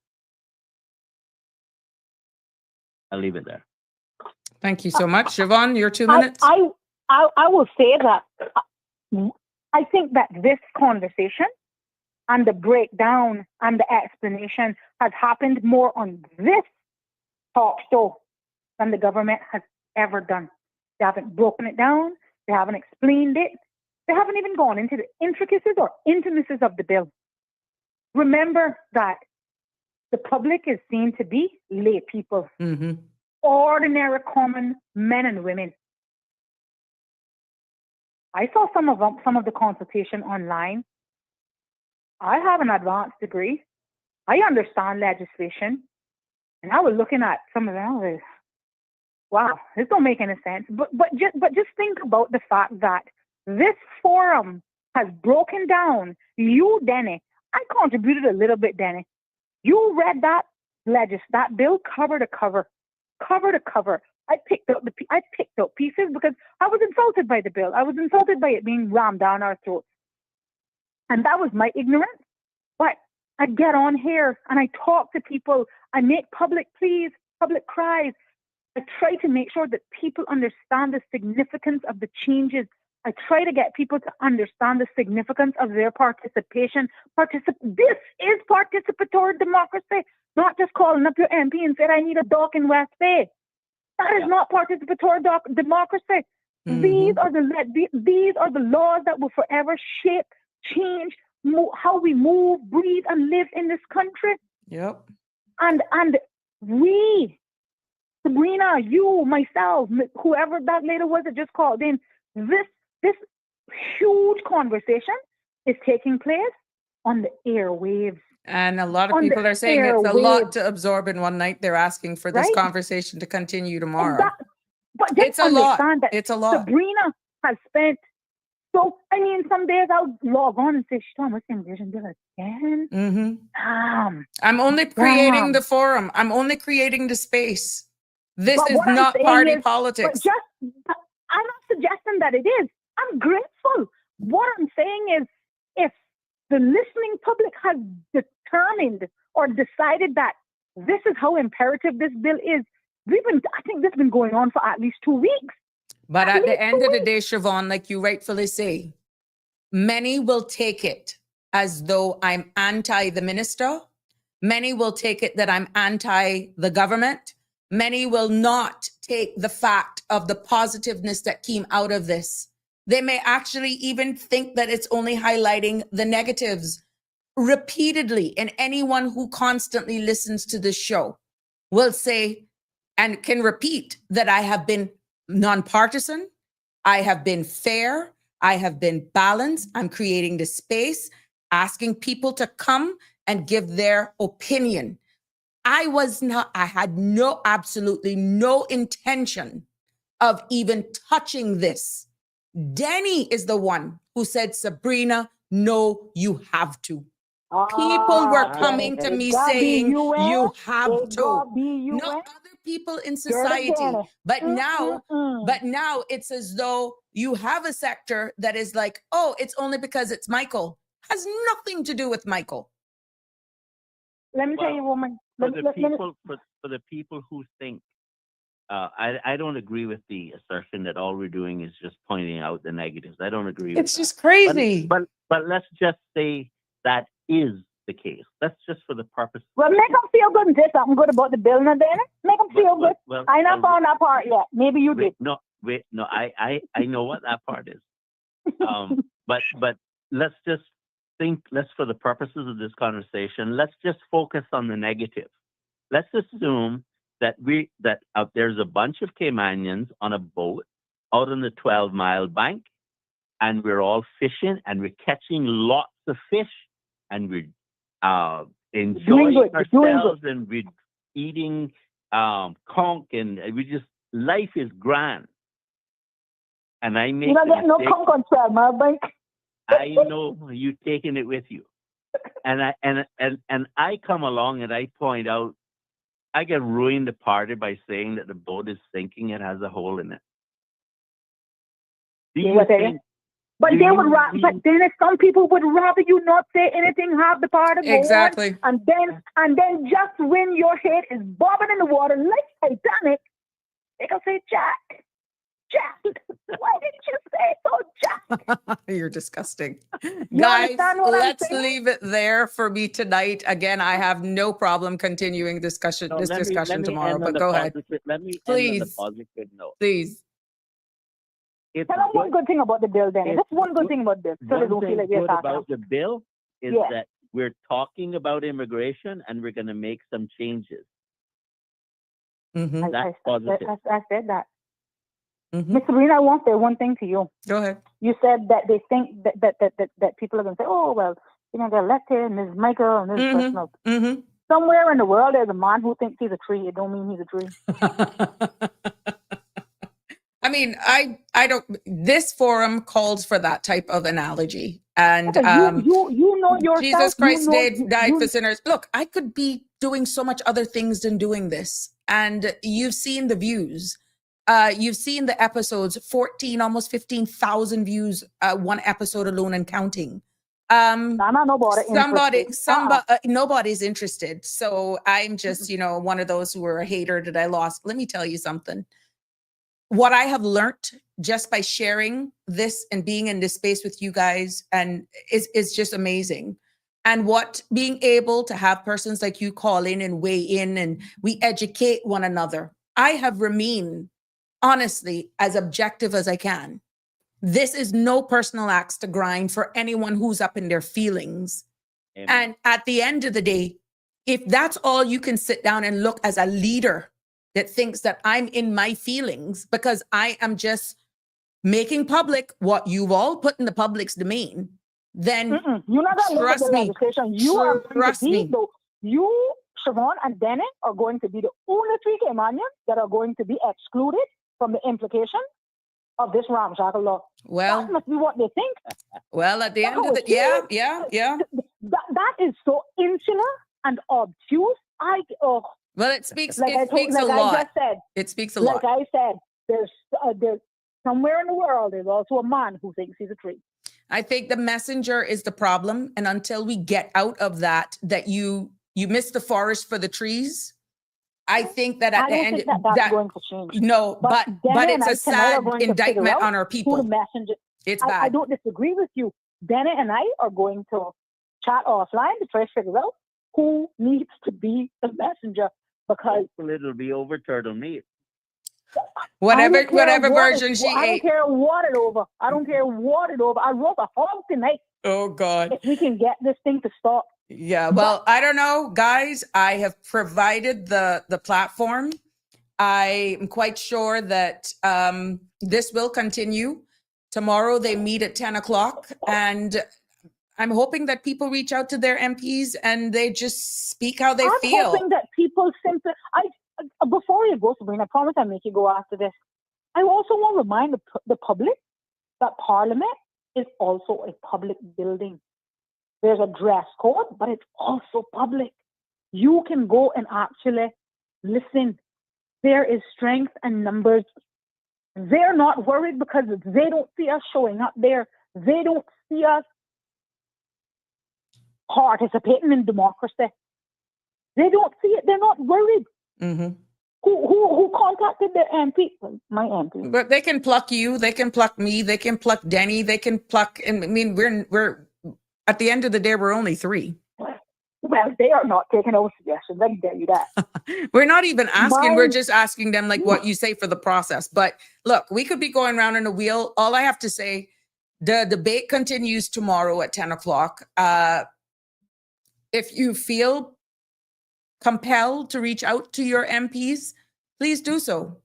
At the end of the day, I feel I've done my civic duty, despite me not wanting to do it for a number of reasons.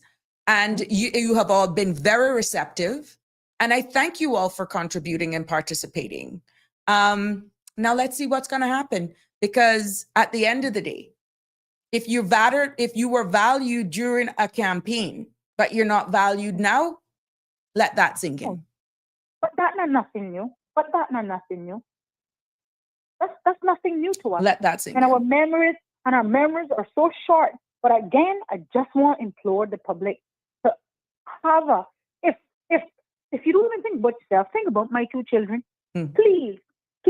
We're all going to get older. We're getting older. We will be seniors at the end of the day. Somebody is going to be having a similar talk show 10 years down the line. I don't even know if we can make it 10 years down the line. Somebody else is going to have a similar talk show 5 to 10 years down the line. If this bill is allowed to go through in its current form, and they're going to say, Why you didn't say something? Well, you did. The did consensus you is, so do? what? They have the numbers possibly, and we'll just have to deal with the unintended consequences.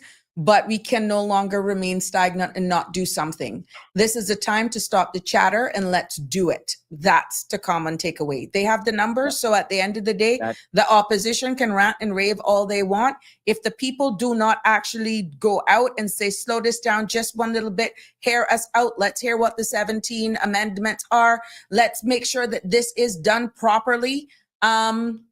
Then if that As doesn't, ludicrous as this sounds, they have the ability to wake up tomorrow and say, Caymanian shopping Mondays, Wednesdays, and Fridays. That doesn't mean that they don't have the ability to change it in the same form. And if we allow this to happen, we could get every lick in life that comes from it. well, we go I am all going feel to it, and leave. that's what's sad. We're going to all feel this. I'm going to leave on it there because my pressure's a little bit up. And, Thank you so much. Yeah. Then we got to find the messenger. Yep. Well, or maybe we could change their attitude. Good luck. We'll have to discuss Their it. attitude is Yeah. depends on what's between their ear and how they think and how they perceive things. And if that doesn't change and stop thinking about themselves and stop actually just pointing the finger at a Denny and a Siobhan and whomever else that tries to say the obvious, then we're going to have a problem. When this goes south, the one in the eastmost corner that say, well, I had collective responsibility. The one in the westmost corner that say, I was bound by collective responsibility. The ones that we're talking about that saying, slow this thing down, who are on the government bench, they say, well, I had been told them slow it down. You'll right? never probably hear The that. one, You'll the never one who probably hear brought- that. The one who, oh yes, you will. Because if it goes through, we're going to have serious problems. Unless I digress. Only time The will one tell. the one who, well, I gave an example at the start of this conversation. Look at the fallout, and you may see it as insignificant of that 1978 piece of legislation. Almighty, I wasn't born but 10 years after that. I'm still being affected by it. My children were born 50 years after it. They're still being affected by it. This thing is long, deep, and wide. Measure twice, cut once. You But can add. somebody's you can- found the fortitude. There's a cabinet that says we're going to do this and we're going to do this I now. No more talk. Let's take it. At least we're getting it done. Wow, big book. That's a it. very dictatorial way Well, to approach these issues. And I know that when you're in the business world, you can think like a dictator because you don't have, no one has right to say how you run your business. But the problem is that government isn't like a private company because people have rights. But the average And- citizen, Denny and Siobhan, are not thinking this way. They're actually saying, if good come, I'm going to get it. If bad come, I'm going to get it. I'm just so tired of all of this. They suck their teeth and it doesn't matter. That's where the people are getting. No, it does matter. Hold on. They I may just- think it's I- not going to matter. I want But- to but give it- you an example.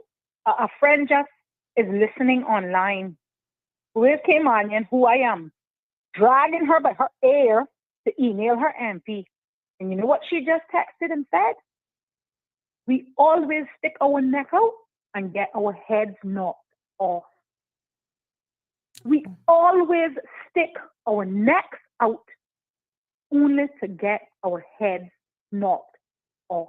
Well, if that is a huge percentage of our voting, 25,000 Just look at that. persons that are Look at that. voting, and if that is the stance that the majority of them take, Siobhan and Danny, we might as well Good run night, to the Hannah. hills. Yeah, that's Good it. night, That's Hannah. it. But we and take the what we people get. And if you the can't people deal, in hell want water. if you can't deal with the environment, then that is going to be created with that style of thinking. Not You to go say that, somewhere else. yes, you're just going to have You to go go, or somewhere you else. take what you get. Bottom line is, you then will be a minority, which we already feeling that from what feedback we're getting. We already But, feeling that. We but at the all end of the day, minorities. if that is the mindset, if that is the culture, let's say of a great percentage of those who are registered to vote, then guess what, guys? It doesn't take a rocket scientist to figure that out. It's Can I say sad. this before you go? It's You're sad. a former sitting MP. You would have been able to see this process and see it through and what it looks like. Are you suggesting that in a process like this, in terms of a bill or with amendments or whatever, that there weren't people within that little corner room down there that kind of roll their eyes and were like, look at this is what it is, leg it or lump it? Yeah, you would have a little bit of that, but at the end of the day, when it comes to this, that was why former ministers didn't bring it to the table, because you just couldn't get a consensus from within. And then the PR side of things at the end of the day is just trying to create that balance. But what is being presented here in this white paper, a lot of what was here, I can only speak for when I was there, was never brought up. Kenneth Bryan, Georgetown Central, and I were the most vocal around the table with trying to be fair and trying to say red flags, deal with this. How have you done this? And I'm telling you, at the end of the day, it either didn't come back or we were outright shut down. I, for one, was the most vocal. So did you just mistakenly or accidentally reveal that all of the other MPs are the problem? Well, the key is it didn't even get to the point of public consultation when I was there. So I can't say that because we didn't get to the point. The white paper that was in circulation, that I said that was a joke. This is if they're shutting you down, that's not a good sign. Exactly. That's what I can only speak of my experience, guys. I'm only speaking. You as a sitting MP can't even get it to the white paper process. But at the end of the day, remember, you are under constitutional remit. You respect the minister that's responsible with delivering that, and you all sit down around the table and you discuss it. You understand what I'm saying? So no, you know that only exists in theory. Well, no, but I'm telling you what happened. People were saying, well, why do you have so much to say on immigration now? But when you were there, you said nothing. I'm not the minister. I wasn't the minister for that ministry. The only one who had the right to bring any paper or a cabinet paper or legislation is the premier, who can bring it outside the substantive minister for that ministry. Yeah. That's how the inner workings work. We sound like we're going to hell in a handbasket with gasoline. But I'm just hoping that the relationships now in there, obviously, but what we're seeing now, this couldn't have made it to the floor of Parliament where it is today unless you got total agreement, one, of the caucus, and two, in cabinet. These bills don't get down to Parliament unless you have it agreed to in cabinet. Well, I told you they're up and they're having Oprah's 12 days of Christmas. Are you surprised? Well, there you go. So everyone in there, founded by collective responsibility or not, exactly what was presented in these clauses that we're seeing and the clauses that we don't see have to bear the responsibility of whatever comes of this. Well, I hope they know that when it goes wrong, I can rub it in. And you know, Danny, you said something else, and I'm going to hold you to it. You're going to spend the rest of your life ensuring that they never be what? Get elected. Re-elected. And I'm going to hold you to that because I echo the same sentiment. I said it on Sabrina's show, and I'll say it again tonight. The way I see half of them up in the movement, if I had knew now what I knew then, I would have never supported them. I would have never supported them. Because this is not what I signed up for. This is not. It's an embarrassment. when the ambassador were being given out, they got it all. I'm going to leave you guys there. My good lady, thank you so much for your participation and contribution today. As always, please have a good night. And my dear gentlemen, Take care. thank you so much. Have a good night. Well, yes, we have come to almost a 3-hour show tonight of Sabrina Speaks, and I will be back with you tomorrow evening. If you want, we can continue this. I will try to do a synopsis of whatever I missed today of the live proceedings. And, I want to thank you for your continued support. Please do have a good evening. God bless. Mwah. Love you lots. Until tomorrow, have a good night. That's a wrap for today's edition of Sabrina Speaks. Thank you for tuning in and for being part of the conversation. Remember, the dialogue doesn't stop here. Stay engaged, stay informed, and most importantly, stay empowered. We'll be back tomorrow at 5 p.m., same time, same place, right here on CMR TV and radio, where your voice matters and your truth is heard. Until then, Cayman, take care of yourself and each other. That's it for today's edition of Sabrina Speaks, where your voice matters, your story counts, and your truth is always welcome. Join us weekdays from 5 until 6:30 p.m. right here on CMR TV as we dive into the topics that matter most to you. Catch the show live or on demand at cmrtv.com. And don't forget to follow us on Facebook, YouTube, and Instagram so you never miss a moment. Until next time, stay informed, stay engaged, and always speak your truth.